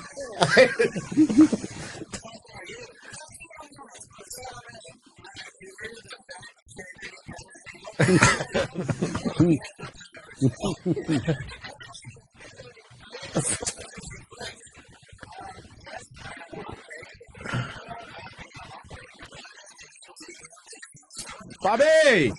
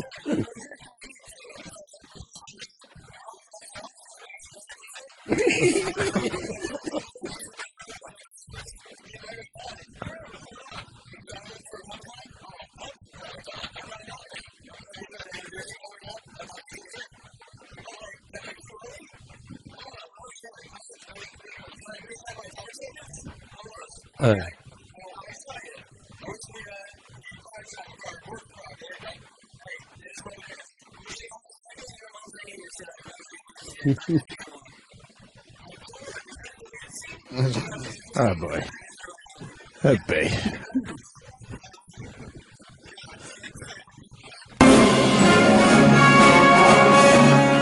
All right, well. All right. I think that's a good out. We'll just play the music out. All right, Roland. When are you going to edit that? Oh, my God. You get what you pay for. You didn't make any pocket money off of that, is what you're saying? You didn't even get lunch to do that? Yeah, expense lunch. I said, fuck it. I'm going to pay. The great Roland. Thank you, Roland. Thank you, Justin. There was way too much me in that. Well, I didn't know what else to say. I think not enough. Oh. Yeah, I think the whole thing should have been just beating the shit out of Justin. Why me? Because it's kind of fun. It's not that much Pete fun Davidson's for me. right. It's kind of fun. Pete Davidson loves it. Yeah, he had a ball on I Monday. said a few more times, and every time I said Justin Stengel, everybody laughed. Why? I don't know. They started laughing. I'm like, all right, Justin Stengel. And Bobby Kelly was there, huh? Yeah, he was there for Sex, Drugs, and Rock and Roll. He's becoming a big star. Season 2, I think they start filming soon. That is awesome. I'm so happy for Bobby. Yeah, Good for him. Tomorrow's X-Files. All right, Roland. Thank you for completely bringing down the energy of the show. Thank you, Roland. Good stuff, Roland. Learn from Justin. Actually, the bad audio brought us down. Mars? Everything all right? What do we know, Mars? Yeah, it's the way it was recorded. Probably out of phase because it was fine till we got to hear Star Wars and everything came back. Yeah. So it's the actual recording. Well, they didn't miss anything. It's nothing with the board and the studio. We're fine. Well, then how come XM could hear it and Sirius can't? Because XM is a true mono signal going out. Oh, shit! Yeah! Boom! Truth bomb. Wow. So we're doing 1965 AM radio on the Sirius side. Yes. They're up to AM radio. Yeah, that's worth paying for. Well, we'll cut that out of the replay and we'll just play a couple CCR songs in there. We'll be fine. We'll be good. Now, do you mean CCR Creedence Clearwater Revival or Revisited? Revisited. I gotta say, the Revisited wasn't as bad as I was hoping it was going to be. I was hoping that it would be bad. I love it, but I'm from Chile, so that's just that's what I grew up with. That was my stuff down there. They showed the crowd. That crowd didn't give a fuck that John Fogerty wasn't on that stage. I know. They didn't. They are dancing and shaking from side to side. And loving life. Every band can go down and play stadiums in South America. Fucking Cinderella is doing a stadium tour of South America as we speak. They just love everybody. Good old Cinderella. Rat. Cinderella. I kind of like them. They had a bit of talent. I'm not sure if this is even the same guy that was with him when I did a show with him about 3 years ago. He's completely bald. But I think they may have had a couple of different. They probably switch out the John Fogerty guy. Yeah, I think because it doesn't look like the same dude. And I just did a gig with him. It was a couple of years back, but Well, that guy, was an impersonator. What? You're just an impersonator. You're not really a singer. Yeah, they find the guy that's the best John Fogerty impersonator, and they bring him onto the real band. But that's a hard. That happens all the time. But you can't be fucking around with certain people. You can't impersonate. You don't be fucking around with. Did you see the crowd? Yeah, I know, but they're in Chile. Fucking around. They're in Chile. That's not going to fly in Atlanta. That's not going to hell no. You don't think? I was in Jacksonville, Florida, in front, and these corporate people were just all staring at each other, going, "All right, we're going to hit the bar." Fuck even this. Corporate people? Yeah, they thought that they could even get their old tragically Caucasian thing going, and it totally didn't work, and everybody bailed out. And I stayed for about 4 songs, maybe. I've seen people at a 2U concert in tears, just loving the music. Still haven't found what I'm looking. These are great seats. I love the 2U. Yeah, you're always like right up front, no matter when you see those things. Brother Joe's band. One time I saw U2 at the Garden, and then ran over to see 2U, and 2U did all the songs I actually wanted to hear. No shit. So it worked out perfectly for me. Yes. Wow. Yeah. U2 left you without some big hits. Yeah, I like that Rattle and Hum a lot. I'm a big fan of the Rattle and Hum that's a great stuff. one. Yeah, I love that stuff too. They just don't break a lot of that stuff out. Love Come to Town with BB's. Absolutely fabulous. Yes. Angel Harlem. Hawk Moon 269. Yeah, I know, right? I can name a lot of them off that album. Yeah. I was dating a girl who she gave it to her boyfriend for a birthday present, the movie, and didn't know he hated U2, and he gave it back to her. And I'm like, I'll fucking take that. Thank you very much. What a dick. I think it could be their best album. It's the whole thing. The movie's good. The movie's good. Well, I think what happened is they did that Spinal Tap scene in the movie without even knowing it, where they went to Elvis's grave. Yeah. And it's literally Spinal Tap. Yeah, it's funny. It is. Dudes, catch on. It's really, really funny. It's really, really funny. We won't film it. No, that camera's off. Yeah. No, that's great. I love the whole thing, I'm telling you. Yeah, I didn't get my picture with you two. Fuck. I tried. I did everything I could. What happened? Oh, jeez. That's a little rough spot here. What happened was that someone here decided not to take care of me. The one time I asked for a favor in 10 years. That's what happened. No Bono picture. Now we got to guess who it was. Scott Greenstein. I have no problem naming names. We're not gonna dilly dally on this one. Did he have on his phone? I actually went to him. I never go to these people for anything. I just don't. Sure. But U2's always been one of my bands all these years, and they were here doing a town hall. They put me in the town hall, which was nice. It was me and about 30 people, and then I got in a group shot. They allowed me to get in a group shot with the contest winners, and then I have to watch Scott Greenstein get his picture with the band in the fishbowl. Oh, nice. And then here's my chance to get a picture with the whole band, and I just watch him go to the freight elevator, and there goes my shot. That's the short version. Well, I can get you a picture with Scott Greenstein. We can do that today. And I bet she doesn't even know where that picture is. It's one of those things. Sure. You don't give a fuck. He's Yeah. not framing that thing. Yeah. You don't care. I hate it when that happens. I do hate it when that happens. I'm sure he tried. I don't think he tried. I'm sure he tried. He actually told me, because we talked about it way too much on the show. That's why I'm just giving the short version. And he ran into me and go, "Oh yeah, he gave me a good beating over that one." I'm like, "Yeah, he did." He goes, "Well, next time." I'm like, "Next time? You had the time. Don't give me this next time shit." No. So you're crazy about that band, huh? Just love them? That's your guys? Used to, yeah. I mean, Joshua Tree's a great album. Yeah, I've always liked you too. No. I went and saw him recently at the Garden. It was a great show. And I don't even know much about the new album. I passed him in the park one day, and he literally Bono, and he had his hat off. And you didn't help him off the fucking pavement? But he was walking towards me with his wife, and it didn't look like him because he didn't have the little Bono hat on, and he was kind of rubbing his head, and I glanced up, and my first thought was, this fucker looks like Bono. If he had the little Bono hat on, it would totally be him. And right when I thought it, he put the hat on. I walked right fucking past him. I'm like, God damn it, it was him. Yeah, it was just totally him walking through the park with his wife. Yeah, he was going to Scott Greenstein's for eggs that day. Yeah, he loved that park until he kissed that pavement off the bike. I don't think he loves it as much. That's true, right. And they talked to the woman that kind of was there helping him for the first time, and the whole garden hated her.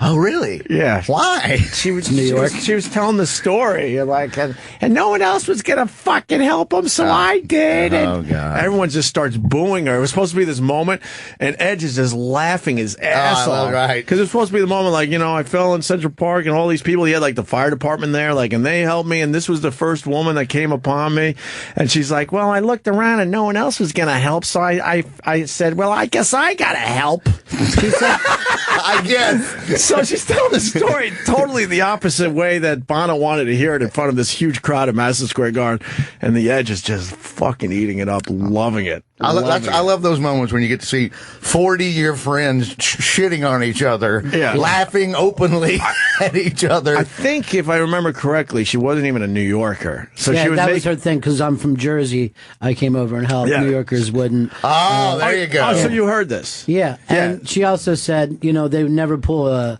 9/11 in Jersey. And everyone's like, pissed off. Yeah, she goes, New Yorkers don't help ever. So I'm like, I guess I got to do it. So it's a New York show, so they're booing her and pointing at her. Right. I wish that was online, man. I wonder if it is, if someone filmed that. Because that was hilarious. Well, it just shows you how stupid you are to go in the garden and shit on New York. How stupid are you to walk in Madison Square Garden and go, you fucking assholes won't help anybody. She's wearing a Flyers jersey. Exactly. Oh, yeah, you got your Islanders are in Brooklyn tonight. Yeah. And I don't have a ticket. I think I want to go. Who has tickets? Greenstein. Oh, boy. Oh, boy. Could you ask Greenstein if he's got tickets for the Islanders tonight in Brooklyn? Is it opening night or is it preseason? I don't even know why I didn't, buy these damn things ahead of time. Is it preseason or is it opening night? No, it's time to get it going again. Oh, man. Yeah, I love my hockey. And I'm excited they're in Brooklyn. Makes it a lot easier for me, but you're not a hockey guy, are you? Well, I don't know what website that the games are on these days, so I can't even find that break. Was it you? It was Vic. The Islanders get no respect in the New York market. It's like find them. I know. MSG gives puts the Rangers on. Then MSG2, I think, does the Devils, and then the Islanders are just buried on these channels. You want to talk about bandwidth? Yeah. It's almost public access. You can only see him at PC Richard and Son. That's what's on the TVs. I'll go to my Twitter, please tell me what channel it's on, and then you get 15 assholes, and one guy will go, well, dude, it's on channel 487 today. You just can't find them. Well, it's not even in the guide, so you can't even flip through the guide where they'll say it's the Islanders game. They just find a channel for that damn thing. It's on right next to that channel that has that old lady jerking guys off. She's been doing that show since fucking Robin Bird. Yeah, Robin Bird. Robin Bird, bang me with your box. Yeah. Or baby, let me bang your box. I think that was her novelty record. Show ever. It's been on forever too. It's like 30 seconds of original material, and then it's like 25 minutes of just porn ads. Porn ads, right? Yeah. And the porn ads are just, guys slapping dicks. It's weird. It's not the kind of porn you're hoping to see. It's a lot of dick slapping. For the people that don't know, in New York, it's on basic cable. Yeah, basic as a cable. little I don't boy, know how they got this done. Moving here from Alabama in 1985 and turning on the television and going, was that lady fucking herself with a dildo on the regular TV channel? And it's the same woman. She's still there. She's still there. She's just nasty. I thought it was Ozzy Osbourne at first. Yeah, right. Yeah, no, she's got that total from the Ozzy hair band look. era. Yeah. Is this a Robin Bird clip we could check out? Yeah. Hopefully it's in phase, boys. Yeah. 475-1550. You're live. Robin? Yes. Hi, my name's Robbie. I just want to tell you I love your show. Thank you so much. I have a question for Doug, actually. Doug Perry. Hi, Doug. Hi, how you doing? You say you've done one film?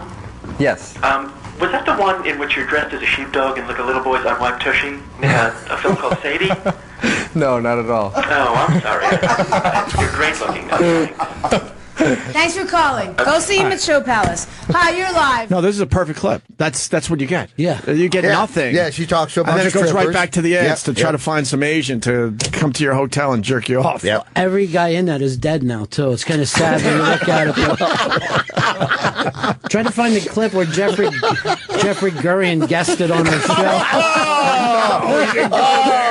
show. You didn't go there. Oh, my. Is he still doing your show? Yeah. Really? Yeah, he does it every once in a while. That's all. Don't talk to him. Why not? Because he's awful. Jeffrey? Yeah, he's a succubus. A succubus. He's fucking horrible.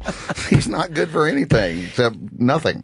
He brought us Trevor Noah 6 months before. How did he do that? Really? Seriously? I don't know, but he did it before, the day before he was announced. Right. I don't believe in him. My Jeffrey Gurren story, we were at Montreal Comedy Festival, and we had like a 12-hour delay in a very small part of the airport, so we were all crowded in, basically sitting on each other. Oh, there was nowhere to sit.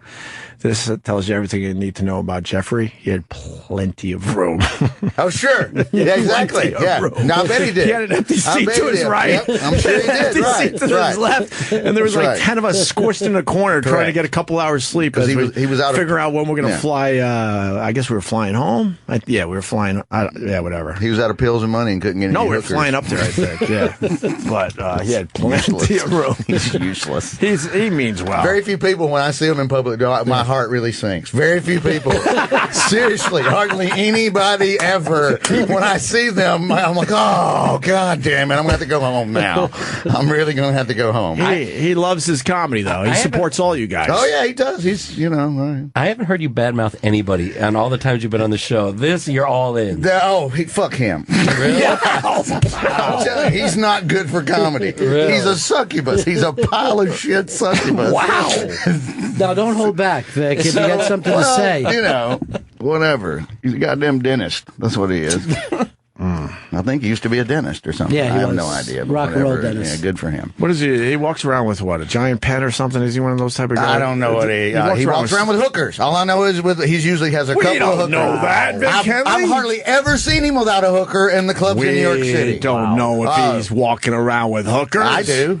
Sometimes two. Sometimes there's two. They're hardly ever white. It's always a black girl and an Asian girl. And now we know, Vic. The truth comes out. So he's got some sort of fetish or something. No further questions, Your Honor.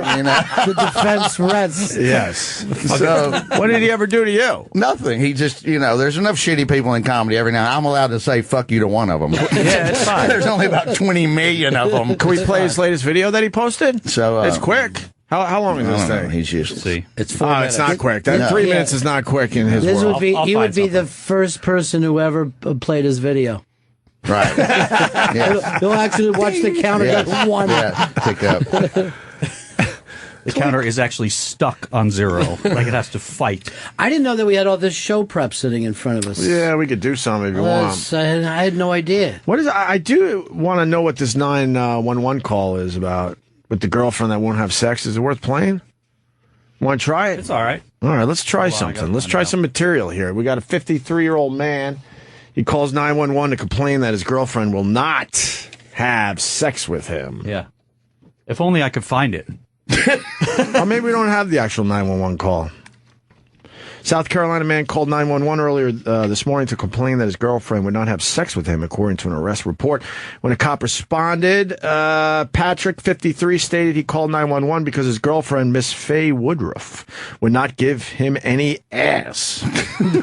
Woodruff told police that he'd been drinking all day and didn't know where he was at. She added that he got into bed and wanted to have sex, but she had her grandchild with her. So Woodruff noted, I got up and then dialed 911. Who was outside the residence drinking an alcoholic beverage when police arrived. He was outside drinking, was arrested for public intoxication, and booked into the county jail. I love those old 911 calls for this ridiculous stuff. We don't have the actual. There's no audio. Where in South Carolina was that? Do we know? Does it say the city? Does that matter? Oh, hell yeah, because there's all kinds of little havens of stupidity. I love learning about the South. That's what I'm saying. There's all kinds of wonderful. It's just South Carolina Spartanburg, to me. Spartanburg, Greenville. Yeah. He's upstate. That's what they call it, upstate. What does that mean? That means up near the mountains, near the Smoky Mountains, instead of down near the ocean. So you expect something like this to happen upstate? Oh, hell yeah. This is way, they're much more relaxed and good. They're down by the beach. The Charleston people would never put up with this shit. How about you break down South Carolina for us Well, today? They call it downstate and upstate. And they're the only southern state that has the yellow barbecue sauce. The ones it's mustard based. Of course, we know the Confederate flag thing. But Columbia is the capital and it's just a shithole. There's nothing going on there. It's not a really good town. And Charleston's great. Charleston's really, really cool. And then up here, Spartanburg. I did a show there for a college, and they were University of South Carolina, Spartanburg, and they wanted to change it. They changed it to upstate. Yeah. And they changed their mascot, and they had a dude, and they thought the dude was offensive because he was a Native American guy, so they just put a bear head on him. They just turned the Indian into a bear, basically for no reason. I'm glad we all signed up for this tour. He could have a double-decker tour just riding around the South. But, South Carolina has that beach music scene, that shag. The Myrtle Beach stuff. Where they haven't gotten out of this one thing for like one kind 1956. One kind of R&B every summer. No, everything's the swinging medallions. Still, you got to learn how to shag. shag. Yeah. You're from Texas, you learn how to two-step. You're from South Carolina, you learn how to shag. It I had goes. no idea. Oh, it's amazing. Do they update the sound slightly, or is it no? It's all those same old records. Same exact. Chairman of the board is still the biggest fucking band. Swinging medallions are really. And you're just like, Jesus, there's something like so great about that, you know. What's the story behind that they were able to keep that going? Yeah, they just dig it. Well, they party really hard along the beach there. And they love dancing to this one thing. They're like the Mummers in Philly. No one knows why they're doing it. You can't fucking stop them, you know. And they dig it. The Mummers is the weirdest thing ever. Yeah, well, been seeing that for now, about 10 years, 11 years. It's what is it? It's gangs that put feathers on and play banjos. It's the strangest thing. And no one wants to tell them to stop. No one can tell them to stop. They shut the fucking city down. You know, they're just... What's the origin of the Mummers? Do you even know? They used to be called the Mummers and the Shooters. They would shoot guns in the middle of the street at New Year's Eve and then play this weird music. But no, they've been around my entire life. And I know this. Yeah, I know about this. Yeah, absolutely. I've never seen. I've always wanted to go to. Have you been to this? Yeah, it's kind of fun to check out. It's got to be, right? It's a party for everybody. Yeah, well, it's like every other day in Philly. Everyone's drunken in the street. Not wrong there. It looks like Philly Mardi Gras in a way, you know. And you know, for everything they say about the South, I think they only let women and blacks into it like 2 years ago. This is like, no, this is something women and blacks could never do. What is this? Yeah, it's that type of thing. Yeah. Like Ronnie nailed it. It's all about the feathers. Yeah, you see the kid there doing the half-assed mummer strut. There's like a weird dance with it. Yeah. But I don't know. It's only played on one block forever. The rest of the country does not give a shit about it. But it's huge every year, isn't it? It's transgender. It's just a fucking giant Caitlyn Jenner party. Giant Caitlyn Jenner party. It's coming up soon too. I think November or early December, something January like that. January 1st. It's it's New Year's. Day. Yes, you're right. It's New Year's Day every year. You're absolutely right. You show up in November, you're going to be kind of alone there, just sitting out front. Man on Dolphin sex documentary makes big splash at film festival. This is the guy that had sex with the dolphins? Yeah. You got to get that. He digs dolphins. Dan Marino? Who was it? Who did he get? This is bullshit, right? I don't know. No, it's real. I don't know. Come on, let's look at this fast. I slipped into the water with her. She wouldn't come anywhere near me, of course. Dolphins are usually suspicious of strange people. She stayed on the other side of the pen. And then the assistant trainer began urging me to swim out, to take the first move, to be bold, So I struck out to the middle of the pen and sort of chased her around for a while. And finally, we ended up in the shallows. Very slowly, she came to the point where I could reach out and touch her. I started rubbing her forehead. She seemed to enjoy that. So I started rubbing her along her back and working my way towards her flukes, her tail. Go on. And as I was rubbing her and moving my hand towards her tail, Dolly was slowly rolling around her long axis, so that by the time that I got midway down her body, I was rubbing her belly instead of rubbing her back. And she swam forward a little bit so that I was rubbing her genital slit, and then she stopped moving. And I thought, oh, this is embarrassing. I just didn't think that was the kind of show that, parents would be bringing their kids to Florida land to see. Oh, gosh. That's actually a lot sexier than Robin Bird. Yeah. Oh, way more. So, what kind of sex was he having with the dolphin? He was rubbing the genitals. All right. Well, I mean, come on. There was there's it's up on the iBank. There's a dolphin trying to rape a woman on a fucking dock, man. Dolphins are just mammals. Just like, you ever have like a dog hump your leg? A dolphin will go after divers and do the same exact thing. Oh, yeah, there's King of the Hill did a great episode one year where Hank Hill got molested by the dolphin. About once a year at one of these parks, there's always someone that goes, hey, the dolphin's trying to hump me against the wall or whatever. Yeah. I love when you see some of these videos where, people are having sex with the animal and people get outraged, but then you really look at the animal and it continues to eat. It's not bothered by it. So I'm like, if they don't think it's a big deal, why should we think it's a big deal? Yeah, they're not running away. They're still just chewing away on hay. Yeah, exactly. You know that you gave the exact defense for the Cosby team. Said the same thing. Why should we really get involved? The animal doesn't even notice what's going on. But yeah, we don't really think of rape in the animal kingdom, and all of it is rape there. Yes, Your Honor, we yes, rest the case for Dr. Cosby. It's fucking true, though. They just rape each other all the time. That's what happens in the wild. Yeah. We're going to take a break. We got the great Ron Bennington here. The big birthday celebration is about to begin. And look, you got to go see Vic Henley at these shows. To me, these are the funniest shows I love in Vic the world. Henley. Inglewood and Port Chester. Next week, next 16, 17. Yeah. With Ron White, yeah. That's going to be awesome. Those two guys together, let's fucking forget about it. I love when Ron comes in here, too.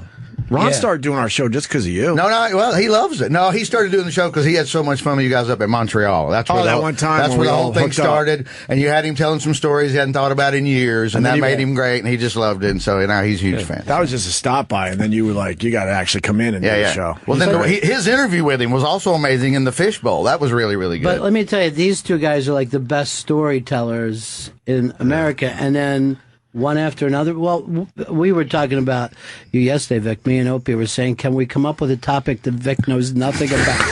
That's our challenge. It is possible. That is our Completely challenge. possible. Totally possible. You know, and I was just going around looking at Egyptian mythology. I go, I'll get this fucker. ISIS? Yeah. I married ISIS on the 5th day of May. But I could not hold on very long. It's one of my favorite Dylan songs. Well, that Blood on the Tracks is so fucking amazing. Yeah, that's true. Yeah. It's just amazing. Why don't we learn more about the South after the break? Pick a state. That's what I'm thinking. I'll talk about Irmo, South Carolina, where they have the okra strut. What's the okra strut? It's just like an okra festival, but they call it the okra strut. I hate okra. Who likes it? Nobody likes it. When I was living in Buffalo, we had a guy from down south that was the marketing guy. Yeah. And he invited us all over for a southern cooked meal. And they fried okra. I fucking hated all of it. I tried. I tried. He was so proud of it, and I guess he cooked it well. I don't know. There it is right there. But it's a big deal. I don't like that southern food for the most part, unless I'm at the House of Blues for one of those brunches. You see, look who's headlining. The gospel brunch. The headliner, one of the headliners is the Elton John fake guy. Yeah, Rocket Man. Rocket Man is playing the okra strut. Oh, no kidding. Yeah. He's big great. Doings, big doings. He does Yellow Brick Road, then he snorts a ton of coke and fucks a little boy. It's an unbelievable show. It's an amazing show. Oh, so good. Just like an Elton John show. So good. But you're closer. What southern state are we going to learn about after the break? I don't know. What do you want? Give me one. Tennessee. You got some stuff on Tennessee? Sure, exactly. Are you going to blow us away with some stuff? I don't know. What do you mean? I'm from Alabama. I can tell you Alabama shit all day long. You said Tennessee, though, so you better start thinking. Vic talks about Tennessee next. We're back. With Opie and Jim. We're back, actually, today with Vic Henley killing it. Not as much as Ron Bennington. And Ron Bennington I got to defer to Gretzky. No. And Ron's hair has calmed down. I want people to know that. You know, he came in like a mad scientist. I was like, what's going on with this guy? Yeah, it was Doc Brown and Back to the Future. Oh my God. Isn't that the point of life that you want to get, where you can let your hair do whatever it wants, and they're like, well, he's a crazy old guy. You look crazy old bastard. You came in crazed. You know, crazed. we were talking about your in-laws, your brother-in-laws doing a commercial. Yeah, Philly. I gotta turn you on to this this web series Tommy Pope has done. Tommy Pope. Yeah, you know him. He's a very, very funny kid from Philly. I'm not sure if I know Tommy Pope. He's done a web series. I think it's Delco or something like that, but it's about people who live in Delaware County. Yeah, and it's all the shit that we were talking about. That we were just talking about? Delco Proper. Yeah, Delco Proper is the name of it. You know what you just did? What's that? You just brought another guy to our show, which means it's going to be a while before you hear again. You know what? That's what I seem to be doing, feeding you guys acts. I find the young guys, then the Stangles go, I got a brilliant idea. I heard a funny young comedian I think you're going to love. All of a sudden, Ron's like, "Hey, man, when can I do the show again?" Well, we got to get Tommy Pope on for the fifth time, and then we'll get to you. This is my farewell show today, and I really, seriously, we go back 15 years old. 15 years. It's been great. Okay. To be here with Vic Henley, what a thrill. But this is it. This is it. Today, I consider myself, I'm I'll limp out of here, but I'm leaving the game behind. I like to think just a little better than it was when I came into it. Yeah. Yeah. Who's Tommy Pope? So he just Tommy Pope does all that inside stuff? Very, very funny comic, and he does this series called Delco Proper, and you're going to kick yourself in the ass because you feel like you should have been following your brother-in-laws around with a fucking video camera and made a deal with Comedy Central. Yeah. But all funny kids on it, really, really good stuff. And they do have the accent proper. Yeah, Philly is a very unique area. They got their own thing going on. Yeah. I find it fascinating. Oh, me too. I've always enjoyed it. And I've only scratched the surface. Me too. I've only been figure those people out. Yep. I'm waiting for Trump to put a wall up around that place, you know. But they have their own wall. Yeah. You know what I mean? They got their own thing. Oh, boy, do they have their own wall. Well, they're the first stadium to put the jail in the stadium. Yeah. They were the first stadium to do that. And it would have been better just to make the stadium a jail. Exactly. You know what I mean? They would have been happy enough. I mean, when I started dating my wife, I've said this. I had to get the approval. You think getting the approval of the family and the father, right? Yeah. No, the whole neighborhood. Yeah, that makes sense. They set up fucking play dates for you with neighbors and stuff. That makes sense. And then you get word like, yeah, she's all right with you. They're real. And then you got to move on to the third house to the left. Yeah, they're very cliquey though. It is very neighborhood. It is super neighborhood. If you got a kids party, you go broke down there. You don't just invite the family. You got to invite the whole neighborhood. Right. Blocks and blocks of people. But a couple years ago, I was in Philly and I met a Protestant. And it was just like it was so exciting. You know what I mean? It was so exciting. It's like seeing a unicorn. Yeah, I took pictures. It's I put it up on my web chat that I have going right now. I understand why they go to church on Sunday because right. Just spent a weekend down in Philly and you know why these guys are running to the church on Sunday, and it's double-decker masses. Have you been to one of those ever? Oh yeah, where they got one in the basement and one in the main room. I've never heard of at that. the same time. The one in the basement's an AA meeting, but still. Well, you got married in Philly at like a real. Well, I went to the Sixth Sense church. The same thing where you found dead people. Yeah. We're sitting in this church just looking around, going, "Oh yeah, this is the place." Yeah, they were not happy that we wanted to bring some gospel singers in there either. Oh, but man, you break out some cash, and then also everything changes. They don't care about their religion anymore.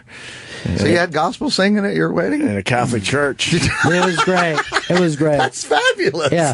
That's really good. Church. My favorite. That's wonderful. You peel off a couple hundred. Well, everything's right. They don't believe in Jesus That's anymore. Right. No, they don't. They believe in his mama. Yeah, that's their big problem. They hate the Virgin Mary. Did you know that? The Proddies do not like the Virgin Mary, and they hate that we worship her. That's what. No, but that's when my idiot friend would try to be making fun of limited thinking where we're from. And he was like, "They don't even like Jesus. They like his goddamn mama. Mama, what's wrong with them? Mama, mama." Yeah, but remember at your wedding, this was the best thing to happen is communion, and then Eastside Dave ran up the aisle at a full run to get his communion. Yeah. In the middle of this thing, I don't know why. He just they were running out of wafers, but he ran as hard as he could. That's funny. It was hysterical. That was a good room. Yeah, it was a great room. I bet that was a good time. It was all right. We did it all right. It was the last good time, we like to say. It was the last time. I think that was the last time we were all together. We see you every day. But, Justin. Justin, you're too new. I'm too new. I wasn't even invited to your wedding. Thanks a lot. I've known you like 10 years. All right, good. I don't know what you. I didn't invite any of the Jews. See, it's always the way you say Jews. What? That's how I say it. I know. You can't even. Are all the holidays done finally? Until Can my kids go back to school finally? Well, this week it was Columbus Day. That had nothing to do with, or Monday is Columbus Day. It has nothing to do with Judaism. You guys are a bit selfish with your holidays. We get all out of the way. There's too many, and they're all in a row. What's that about? Why? I don't know. How did I miss Columbus Day? I didn't even know it was Columbus Day. Monday. It hasn't happened yet. Monday. Tennessee, Vic Henley. What do you Tennessee? Oh, yeah. I think that's his nickname now. Tennessee Vic Henley. The song by Arrested Development? Tennessee. I'm fascinated by the South and what you know. My favorite part, I hate Tennessee. Tennessee is one of my most despised states, but I do like Memphis. It's the only part of Tennessee I enjoy. Why do you like Memphis? Because I like the barbecue and I like the music and all the blues and jazz and just the history. Stax Records, the Soul Record Museum is there. Stax Records, of course. Is it a safe area? It's a black town, and white people are afraid of a black town, but I don't think it's any more dangerous than any other bad part of any big city. It's a major city. Does it have a Starbucks? Oh, God, yeah. It's got a million. You got all kinds of Starbucks. You got to have a Starbucks? Just to go to Sun Records. It's worth it just to go to Sun Records and listen to them tell you the story about how Johnny Cash taped a dollar bill on the top of his guitar so it makes that scratchy sound when he plays it in Folsom Prison Brew. Every corner around the town. Oh, Jerry Lee Lewis peed here. There's always something really cool. I really like Memphis. When you go into Sun Records, it's as big as this room. The entire it's not much bigger. Yeah. And what they do, they go, well, this is not a tour of a place.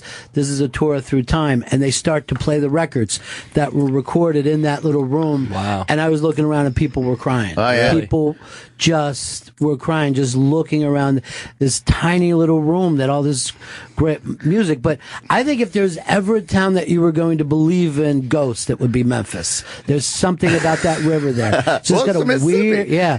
Mud Island. Mud Island is creepy. Mud Island is very, Why? It's just because it's just an island and sits there. You have to walk over to it and get to it. It's just they've always tried to do something with it and they don't know what to do, and it's just kind of creepy. And the river's creepy? Well, it's Mississippi. It's big and muddy and mean. Yeah. And mean. You don't look at it and go, let's go water skiing. You're like, I hope I don't ever fucking fall in there. That's all you ever think about. What's in there? And then the barbecue is off the chain. That's where they first started doing the dry rub. Yeah. It was Corky's in Memphis and the Rendezvous, but my favorite is Central Barbecue. I'll give them a plug. Rendezvous is That's from the firm. Yeah, well, I went there and met the guy who owned it all, but that is still like a place where like the waiters like old black dudes wearing like these white uniforms, and it does feel like you step back in time, and then the food is just unbelievable. Yeah, the food is unbelievable. Yeah. Now they're like good for you, but the rest of the state of Tennessee, good God, Knoxville's where the University of Tennessee is.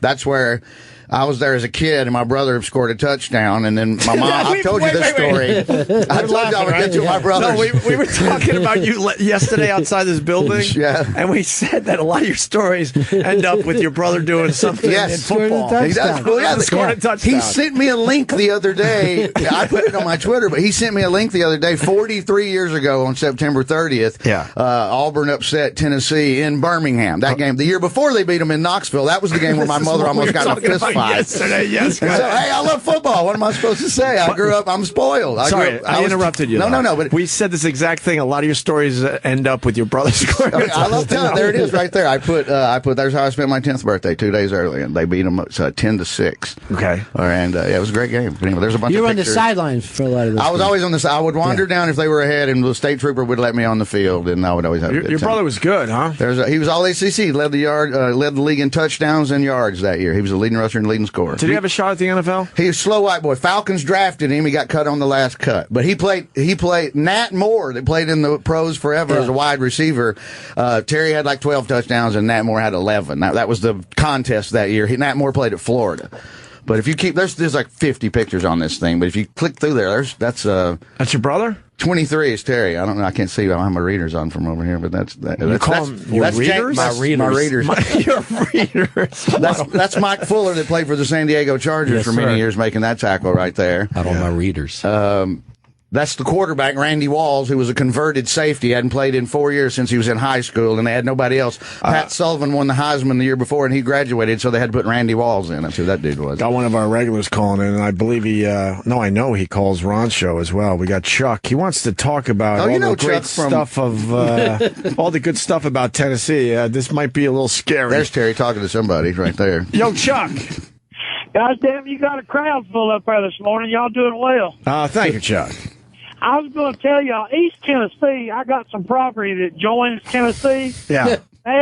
East Tennessee has a lot of good stuff. Y'all know what ramps are? Ramps. Yeah, they're greens. Yeah, they grow them in the damn woods, and they have a festival over there. Everybody gets drunk as hell, drinks white liquor, and eats them ramps. That's a good time, and then they still have. So really ramps good, suck, or you wouldn't be getting drunk as hell to eat them. No, they're good. You can, they're not They're anything. really good, man. And you talking about eating squirrel? Goddamn squirrel and dumplings are good as No, you're crazy, Chuck. Squirrel and dumplings. No. Hey, I tell you something else. I was talking about eating weird shit. Have you ever ate brains and eggs? Eggs, brains with that scrambled eggs? Yeah, I've heard. My mom used to eat that too. Was that? I probably could eat that over That's a like squirrel. that's like a British thing too. I think I could do that. But I'm going to tell you something else about East Tennessee. Yeah. They still have really good cockfights, man. I was getting to that next, Chuck. God damn it, you beat me to the punch. I was getting there next. They're not giving up on their cockfights, No, are they? hell no. No, man, I went to one about 3 weeks ago and lost $425. I believe him. Really? I really believe him. He bet it on the vagina.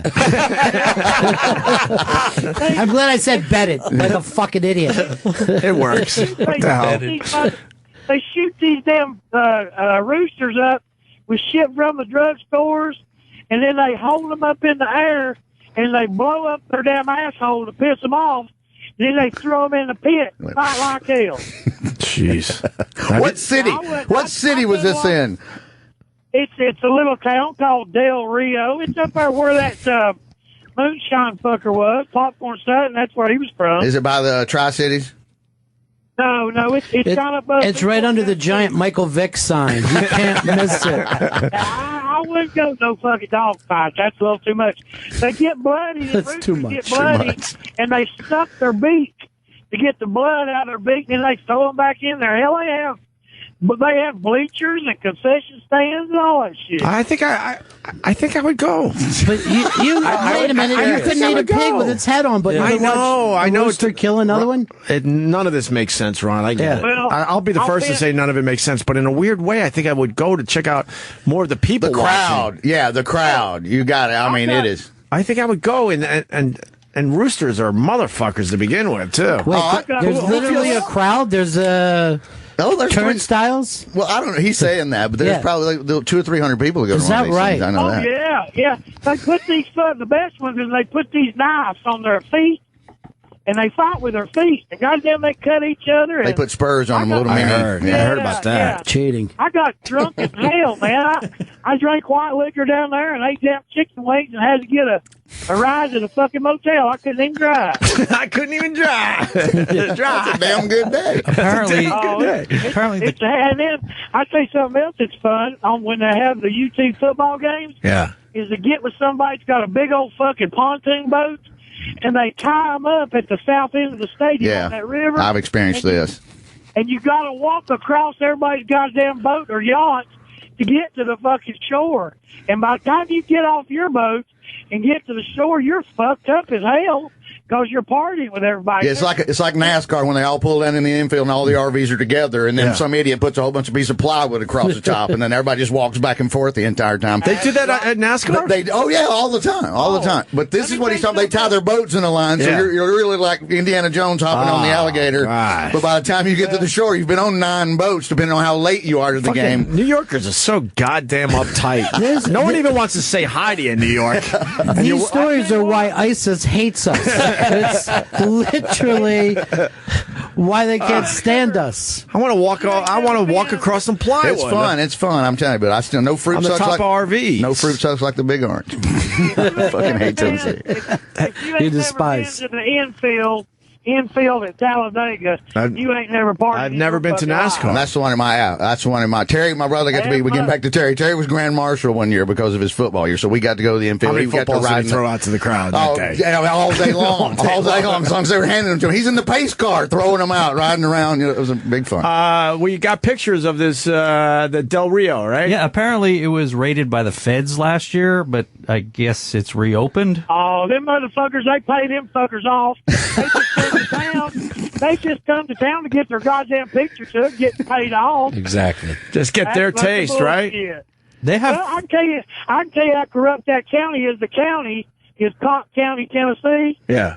And the goddamn sheriff is a Mexican. That's how goddamn corrupt that is. I got to tell you, They have theater seating there. yeah, they take pride in this place. Look at it; it's beautiful. Pride's one word to use, I guess.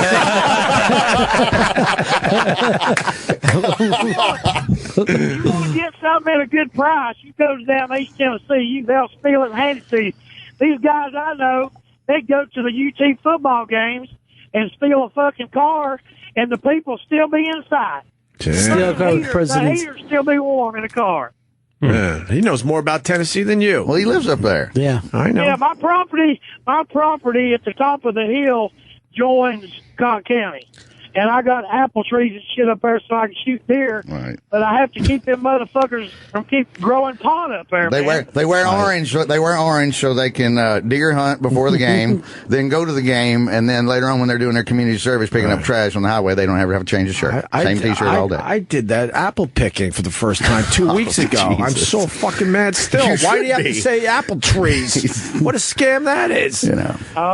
They show you all the apple trees and all the names of the apples you get, but there's rope over the aisles that they don't want you down yet because they're not. You know this. They're saving the good ones. Yeah. So they don't. You can't go down there, and the rows you could go down, there's not an apple to be picked off a tree. So everyone is scurrying on the ground on all fours trying to get their money's worth. It's horrible. Come with me after the show. I'll take you to Gracedius. Get you big old bucket. We thought it would be this. Yeah. We thought it would be this nice day in the country.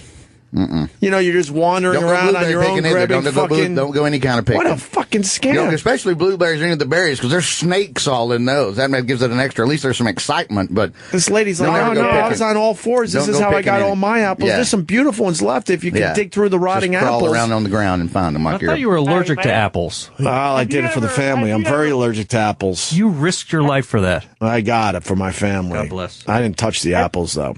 Have you ever picked blackberries? Them fucking, you have to wear these big old high boots because the goddamn snakes are pecking you left and right. The blackberries? Yeah. Oh, you he's right. You take an old woman from the mountains that can make that blackberry jam and stuff out of them fresh blackberries. Goddamn, put that on a cat head biscuit. Motherfuck. When he says blackberries, he means berries that are in an African American's yard. Be very careful what you're doing here, Opie. You're taking one call today, and it's from this guy. It's a mistake. We call them in-berries. And berries? Yeah, of course you do. What do you call the Brazil nut? No, don't do that. One. We're having such a nice time. Miny, mo. Right. All right. I tell you though, man, if y'all ever want to come to Western North Carolina, and put you up in the hills, I can show you a good time, like the Biltmore State, the Biltmore House. Mm-hmm. That's Asheville, of course. Everybody needs to go to the Biltmore House at Christmas. I would love to go down there and hang out with Chuck for a weekend. Yeah, I would. He came to the Ron show. You know, he came backstage at the Ron show. He was his wife is totally normal. Yeah. Why don't you do this? So why don't you hook up with him? The two of you go canoeing down there. Squeal, piggy! A little banjo. Yeah. Just you with your face in the water. If you want a good place to take your wife at Christmas, they have poinsettias. They have caroling. Poinsettias? Yeah, they got God. Poinsettia gives a fuck. What? Oh, your wife would get wet. You do well. It's good news. Right. Hey, they make their own. Well, they make their own wine. Yeah. You can tour this house, drink wine, and they got restaurants. Why go when I could see the house on YouTube? I'm looking at it right now. It looks wonderful. You ain't never seen it. It's shot beautifully. I see this thing. Hey, Chuck, before we let you go, who's your guy in the race? I gotta go with that fucking Trump, man. I'm tired of the same old shit. That fucking Trump, man. And I tried to get in yesterday when y'all was talking about that Carson motherfucker. Yeah. He's a smart son of a bitch. I give it to him. And he'd probably make a good fucking president. But they ain't going to put another black guy in there because this one's fucked up for 8 years. And two, the black people ain't going to vote for this fucker because he ain't like them. He's just black. He's really white. He's just black. He's really white. That motherfucker ain't never had his pants down on the crack of his ass. I guarantee you that. I don't think Obama ever had that look either. Obama. So let me tell you something. Yeah. How tall is that something? 6'2", 6'3"? Probably. I hear he's pretty tall. Have you ever seen that motherfucker try to make a layup? I've said it on the Tyra Banks show. Yeah. I did. See, he knows that too, Ron. Yes, everything.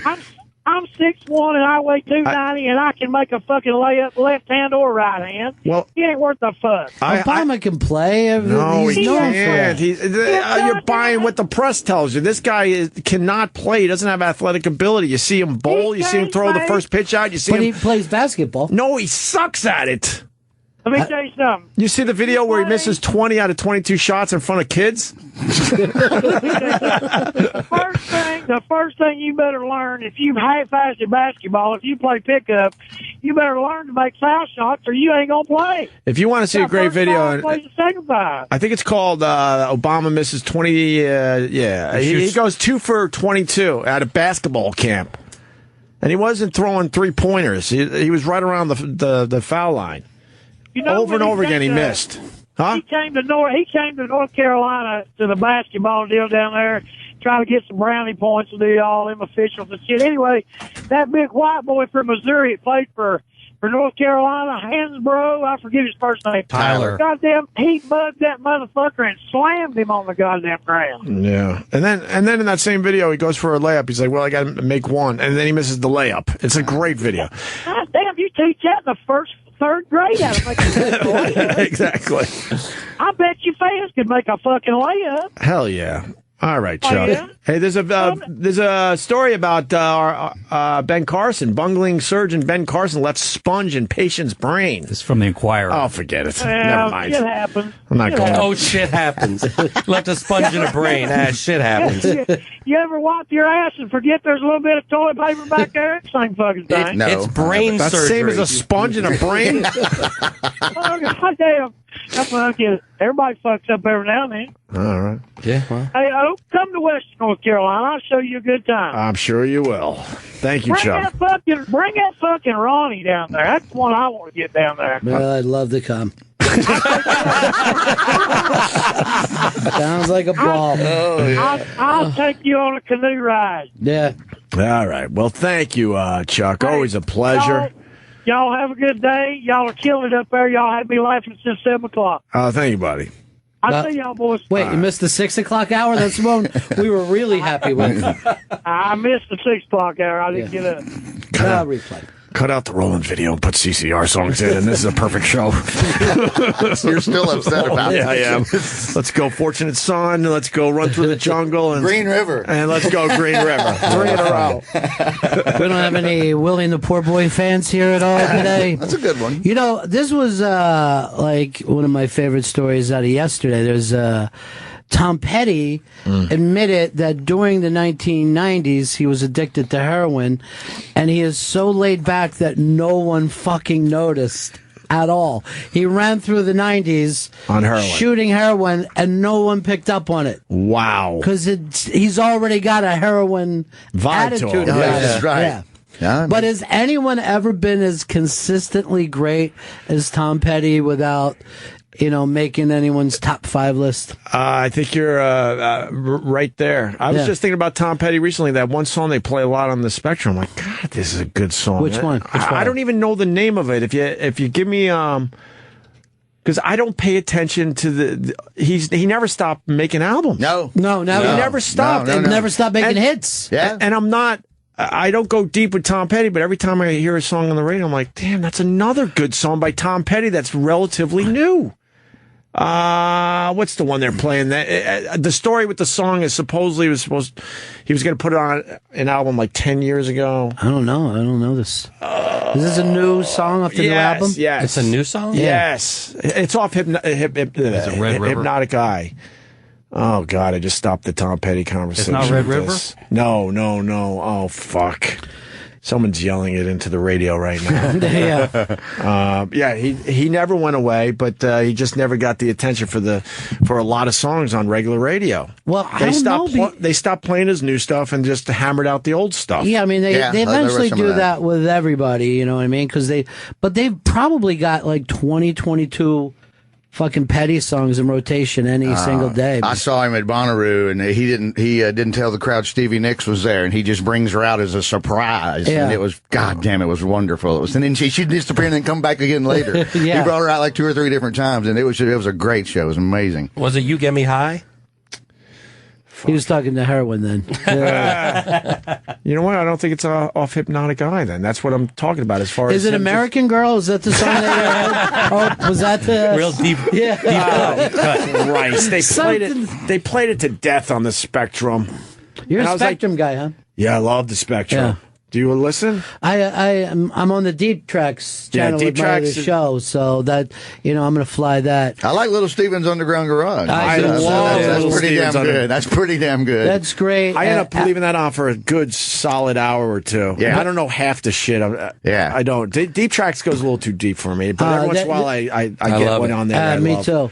But I also love the Outlaw Country. I think that's probably the best that was one. my job. I had a show on there. Jeremy Tepper, who still works here, he He's great. hired me. I got to do that that was a really cool part-time summer job. Jeremy runs a real radio show. Yeah. Well, station Little there. Steven found him. Little Steven was at a show at Irving Plaza, and Tepper was playing Hillbilly, BR549, and these obscure electric punk country cuts. And Little Steven goes, "Who's the fucking DJ?" Yeah. and then we go, "Take me to him now." That's great. And he just man. walked up to Tepper and goes, "Look, I want me to work down in series. I need some channels. I need you to program one." Tepper, what? I was just playing BR549. Really, Yeah. I'm going to get a real gig out of this. And so, yeah. That's great, man. No, Outlaw Country's damn good, too. I was listening to the 70s channel, and they said, here's a lost classic. And I'm like, all right, it's going to be something good. And it was Crosby, Stills, and Nash, Southern Cross. No! Finally. You know what? Seriously, finally someone dug that up. I'm so happy. How's that a lost classic? Yeah. That pains us, rock radio guys. Yuck. Another lost classic. That one should stay lost. I love that song. You don't like that song? It's all right. I love all that stuff. Those And guys then they have played much better songs than that. Their next lost classic was "Take It Easy." They're just, here's something from the Eagles. Can't have forgotten about. Yeah. What's the latest Tom Petty album? Because now I got to find this fucking thing. Don't let it drive you crazy. It's going to. Don't. The latest one is Seriously, let it Hypnotic go. Eye. Hypnotic Eye's the newest one. Oh my goodness. And the two songs from that, the singles were American Dream, Plan B, and You Get Me High. It's not You Get Me High. Little Steven's really whatever. involved with this Rock and Roll Hall of Fame thing. Yeah. And he told me like a year ago, I brought up how come Cheap Trick? And he goes, that's the one I'm working on. and then I see the thing yesterday, and Cheap Trick pops up on the fucking thing. But I talked to Eddie Trunk. He still doesn't care if they let people in now. He's still pissed off. Yeah. You'll never make him happy. But he's also the only person I ever heard called Deep Purple. I don't think I've ever even said Deep Purple enough that I felt like I needed to shorten it at any point in my life. Like, this is too much. Well, the band that should be in that is in, that argument every year is Yes. What? They're nominated again this year, too. But of course they should be in. Yeah. I wasn't a huge Yes fan, but I think it's great, though. I think it got ruined when they started letting people in. I like when you keep it where almost no one gets in and everyone else is mad about it. That made it fun. Absolutely. Once they let Kiss and Rush in, we lost that fun thing of where's Kiss and Rush. I got the song. I have to do this. Oh, you found it? Yeah. This is, yes, self-serving, certainly. Joe in Westchester, go. My man, Into the Eye of the Hurricane. Thank you. Great song, man. It's an amazing song. And I'm like, back in the day, that would have been a rock radio hit. It would have been in, what was it, Power Rotation. Right. But who's playing rock radio? Is that off? What album's that off? I don't even know. Oh, I know you're a big Who fan like me. It got like Who tones to it, that little synthesizer in the back. And before I go, I got to shout out to my son, Nickel Moore. I'm on the show, buddy. There you go. God damn. All right. Hey, came up with it though. Yeah, Into the Eye of the Hurricane. Yeah, whatever. I love Now, it. here's the other thing about Petty. I'll present this to Vic because he knows everything about the South and he represents the South. How come Petty is not considered part of Southern rock? It wasn't twangy enough almost. Yeah. It didn't have enough of the Skinner and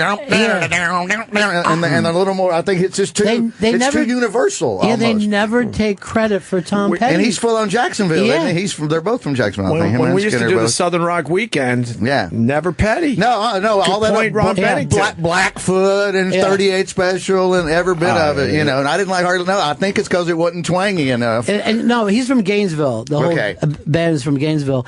And to me, his keyboard player is the best Southern name ever, Benmont Tench. Yeah. What a fucking great name! And every time he introduces him, everyone goes fucking crazy. But he never gets included. No, they don't include him. You're right. Yeah. The Allman Brothers, it wouldn't even be. Yeah, he is not considered Southern rock. Southern rock was almost kind of over a little bit. And when it was. And Breakdown was in like 77. That was the beginning of punk a little bit. He was in that movie FM. They played the song in the movie FM, and I think that's a good movie. And I think it just went that way for him. And Southern rock was still kind of dying out by then. It was almost, And how many touchdowns did your brother throw in 1977? Let's bring it together here, Vic. Is that the name of the song? No, it's called Somewhere Under Heaven. Yeah. It is Somewhere Under Heaven. Somewhere Under Heaven. 2015. All right. So it's new. You were totally, So what was the other one? No, that's the other what? Into Oh, the no, Isle- those are the No, that's the lyric. Those are the lyrics within the song. Yeah, all right. But the name of the song is Somewhere Under Heaven. Maybe we'll play it to wrap the show up. I don't know. I'll keep my headphones on. The Town Hall with Tom Petty was amazing. I did end up listening to that. And his kids have had it with him walking around with a pot leaf shirt. Oh, really? And he doesn't. Their father's a legend, and like, geez, Dad, we're having. I remember him telling a story about they were having some friends over, and like, Dad, can you put the pot T-shirt away? Would you rather he went back in his bedroom and tied off? Jesus Christ! You're lucky you have them. Right? I got news for you, kids. You're some of the few kids in America who can't complain that your dad's a nerd. You'll never be fucking Tom Petty. Yeah. Leave him alone with his top hat walking around. Jesus. My buddy stole the bellman's hat. The bellman had one of those big top hats. We were at the Sugar Bowl one year. My friend ran by, snatched it off the bellman's head, and I gave it to David Spade, and he wore it on Saturday Night Live as Petty in a We Are the World sketch. Yeah, no kidding. Yeah, no, I was laying in bed with this girl I was hanging out with at the time, and I'm like, "That's my fucking hat." And she's like, "You're lying." And I had to call Spade to make her say no. I had to call Henley and say, "Send me the goddamn hat." He'd seen it in my apartment. Speaking of kids not giving a fuck about their dad. Back in the day, we were backstage for a Red Hot Chili Peppers show. Who's the drummer of Aerosmith? I'm drawing a blank. Not Whitford. Whatever. Hamilton? No. He was there with his kids. And his kids were freaking the fuck out because they're seeing the Red Hot Chili Peppers backstage. And I wanted to shake their kids and go, "Your father's in Aerosmith. Does that matter to you at all?" Joey Kramer? No, it wasn't Joey Kramer. Then it was, whatever. But it was one of the guys from Aerosmith. Yeah. Eric and I were we were little kids, right? We were like we were in Hawaii and in Maui, and all these hotels were like right next to each other, and you can kind of go pool hopping, pool to pool, and some of the local kids would do that. What are you doing in the pools there, Justin? No, it's all good. What's up with the pool hopping? So a lot of these local kids would come and they go swimming in the pools, and they try to keep the kids out if they didn't have like a bracelet. You were staying in the pool. So living down the road was George Harrison. And he was in the pool with his son. His house was under construction. He was staying in the hotel. You saw George Harrison? He was in the pool, like right next to us. We're like, holy shit, that's George Harrison. And a bunch of island kids were in the pool and they wanted to use the water slide and they were turned away because they didn't have a bracelet. And these like little kids were sad. And George Harrison called them over and said, "Here, take my bracelet and go use the water slide." And they're like, "Oh, thank you, mister." And they ran away. And we're thinking those kids have no idea. Yeah. They just met George Harrison from the Beatles and he gave them. And they don't give a fuck. They don't give a Even fuck. if you told them, they probably wouldn't care. They just wanted that water slide. I was just in the lobby here when Keith Richards came in, right? Yeah. So Keith Richards is walking by, and there's this class of kids from the Bronx, all of these black kids, and they're getting their picture taken, and he's kneeling down, like walking underneath them, so he's not getting in the camera. Oh. And this black kid goes like that, goes like this. "Is that the Rolling Stones?" He just sees one guy. "Is that the Rolling Stones?" It was the funniest shit ever. Wow. Oh, that's great. Oh, my They had God. no idea That's that they're amazing. next to Keith Richards. Right. Good old Keith Richards. All right. That's pretty cool. Yeah, it's There's the amazing. hat. There's my hat. Yeah. There's my top hat. That's right actually your hat. Chuck Norton stole that off the Marriott Marquis Bellman. They all had top hat and tails out in front of the Marriott Marquis in New Orleans, and my friend Chuck Norton stole that. It ran by, snatched it off his head, and we were supposed to stay up around the corner in case the guy chased him so we could knock him down. You're part of history, man. Well, You're like Henley's Zelig. got a little. yeah, little it's a history. Southern Zelig. But you can't legally say that that's Vic's hat under any circumstance. That will not hold up in a court of law. But Vic did come through for us the way we said yesterday. Yes, you he know, did. that He did will exactly what have we said a he would do. story for anything you need, and one's funnier than the one before. I was gonna say a minute ago when you said purple, I was sitting next to Roger Glover, the bass player. I was sitting next to him at an A&E Live by Request David Bowie show, and he just referred to him as Perp. Wow. You say it that much. Because you said I'd ever heard anybody short, and that's the first. Roger Glover sat next to me, and he goes, "Well, we're working on a new Perp record." Perp. Yeah, Perp, but he shortened it to Perp.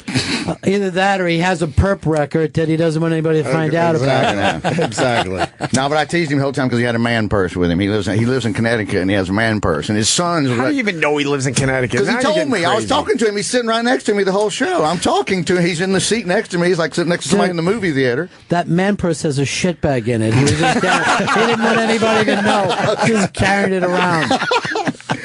Well, his son was about 23, 24, and he was on the other side of him, and he was really enjoying the fact that another comic friend of mine was with me, and we were just giving him a ton of shit with That's the man great. bag and all this stuff, and he lost his edge and moved to Connecticut. You know a little bit about everything. I just happened to be sitting there. I just That's happened to it. be sitting there. I couldn't believe when I sat down. You just and remember everything, huh? a lot. I wish I could forget some of it. Well, Opie struggled trying to think of a Tom Petty record for 45 minutes. This guy just pulling story strange after senior story. moment. Right. By the way, Opie, are you wearing the same sneakers as yesterday? No. Those sneakers were fucking unbelievable. Where did you get? What's the story on those? I never saw those before. Really? You like them, huh? Yeah. They're just sneakers. But where did you get them from? What's they're cons? James Purse. Yeah. They're golden, what do they call them? Golden goose or something like that. Very cool look. You like I was them? watching you walk away, yeah. I got another pair of that exact company right now. Is that right? Now, No, see, those these I are don't brand new ones. See, They those I look don't like cool. as much as the ones from yesterday. Oh, thank you. I'm going to have to polish those up because they're falling apart. Right now, if we were in the state of Alabama, they would take away our hunting license for talking about fucking shoes. Fucking shoes. Give me the fishing license. Give me the hunting license. You fucking fags. You can't talk about shoes. By the way, on every fishing license down there is a picture of Kenny Stabler. I don't know why The late they great. do it, The late but it great. makes perfect sense. The snake. The snake, baby. Yeah. We could end the show talking about Alabama. Well, the Crimson Tide? I don't want to talk about them. We're actually just about out of time. Let's go out with the petty. What the Yeah. fuck? Yeah, we can go out with the petty. Fuck Yeah. it. Ronnie, thank you so much, buddy. You know what? For having my last appearance to be here with Vic Henley, it just meant the world to me, Opie. Thanks. I will say this on the record. It's stupid of us that you have not been on this show in a while. Justin tells me my name comes up once a week and it gets shot down every time. No, that's not what I said. And That's then not he, at all no, what I then said. he, you know what else he fucking Never called me after said that? Wow. He called me the Regis of your show. He goes, you were like Well, no, there was a story. Regis. No, but there was a story I If told anyone you. falls out or No, that's Last not what minute. You know, yeah. No, that was not the point We of just my got story. booked on Letterman for the people that don't know because someone canceled last minute. They No, always no. went with Regis. No, well, that for a little while that was true, but also Dave knew when Regis was on. He's like, we have nothing to worry about. It doesn't Right, matter if Regis the was comedy, good. if the comedy is good is bad. If Dave didn't feel like he had anything to say, it doesn't matter. We have nothing to worry about. We have Regis, and it's the same. It's the same with Ronnie B. You're running into my Somewhere Under Heaven time by I'm Tom gonna be appearing on E-Rock's show though coming up. Yeah. Who else we got? We got the guys from Comic-Con. Who do you got on your show? E-Rock's on tonight. Yeah, who do you got tonight, E-Rock? I'm not on tonight. No? Why not? No, because we've got all the Comic-Con stuff going on, a lot of interviews, so big special next week. So what's in your slot tonight? Just the best of. Oh. You act like I don't have best of material. No, boy. You just went, wow, you're it was reading a nice into day. that. Yeah, it's a nice day. I What fucking the called fuck? him over. Wow. You know. You just ruined Ronnie's last show. Yeah, you know what? See, Ronnie, talk about kids that get mad at their dad. You know, we just Ronnie went brings through back this. all that negativity. Yeah, I guess I thought we were so. having a good day. Yeah, I thought it was great. We're all Sorry. getting along, and Ending on a bad note, man. Yeah, well, that's okay. Tonight at 6 o'clock. Yeah. Thank you. Ron will be on in what 2 hours from right Be now on the old Raw Dog. Yeah, on Raw Dog in 2 hours. Killing it over and then there. Maybe on Periscope at 10:45. I'm trying to get booked on Smoking with Chris. Chris Stanley does his 10:45 Periscope show. That's a tough booking, I hear. It's It's not different easy. cigarettes every week, and it's pretty damn exciting. It's not easy. But I'll see you guys. I'm not going to hang around for the petty, but I'm going to see you guys. You're going to walk out, really? Yeah, I'm going to walk out. You brought us down the Tom Petty road. Yeah, I was just working it. You know what? This is the kind of attitude that makes you not get booked on shows. Wow, jeez. Well, we will certainly have Ron back soon if he wants to come back. Yeah. That's up to him now. Well, I'll probably be back in 6 months after you get rid of the Stangles. So, see you guys then. All right, 6 Ron. months. Thank you so much. The Thank great you, Ron buddy. Bennington. Happy birthday. Thank you so much. It means the world to me. Vic Henley, you got what again? I got Ron White in Inglewood, New Jersey, and Port Chester, New York on the 16th and 17th. These are incredible shows, And these guys. buy Live from Lou's Cruise. Download that. And come to the Comic Strip Live if you're in New York City this weekend. I'm hosting both shows tonight and tomorrow night. And if you're on the old left coast, as some like to say, good old Jim Norton's at the Improv in. And that's a good gig. He was making fun of it. That club's been around for a long, long In time. Irvine, It's a really good club at California, Irvine, the Irvine Improv. Irvine, California. Irvine, California, out there in Orange County. There you go. Go see Jim Norton tonight if you're in the area. We're going to leave you with some Tom Petty. Thanks for listening. This was a fucking blast. Great show. What's the name of the song again? Somewhere Over Heaven or Somewhere to Heaven or Somewhere Somewhere Under Heaven. Yeah, I like this one.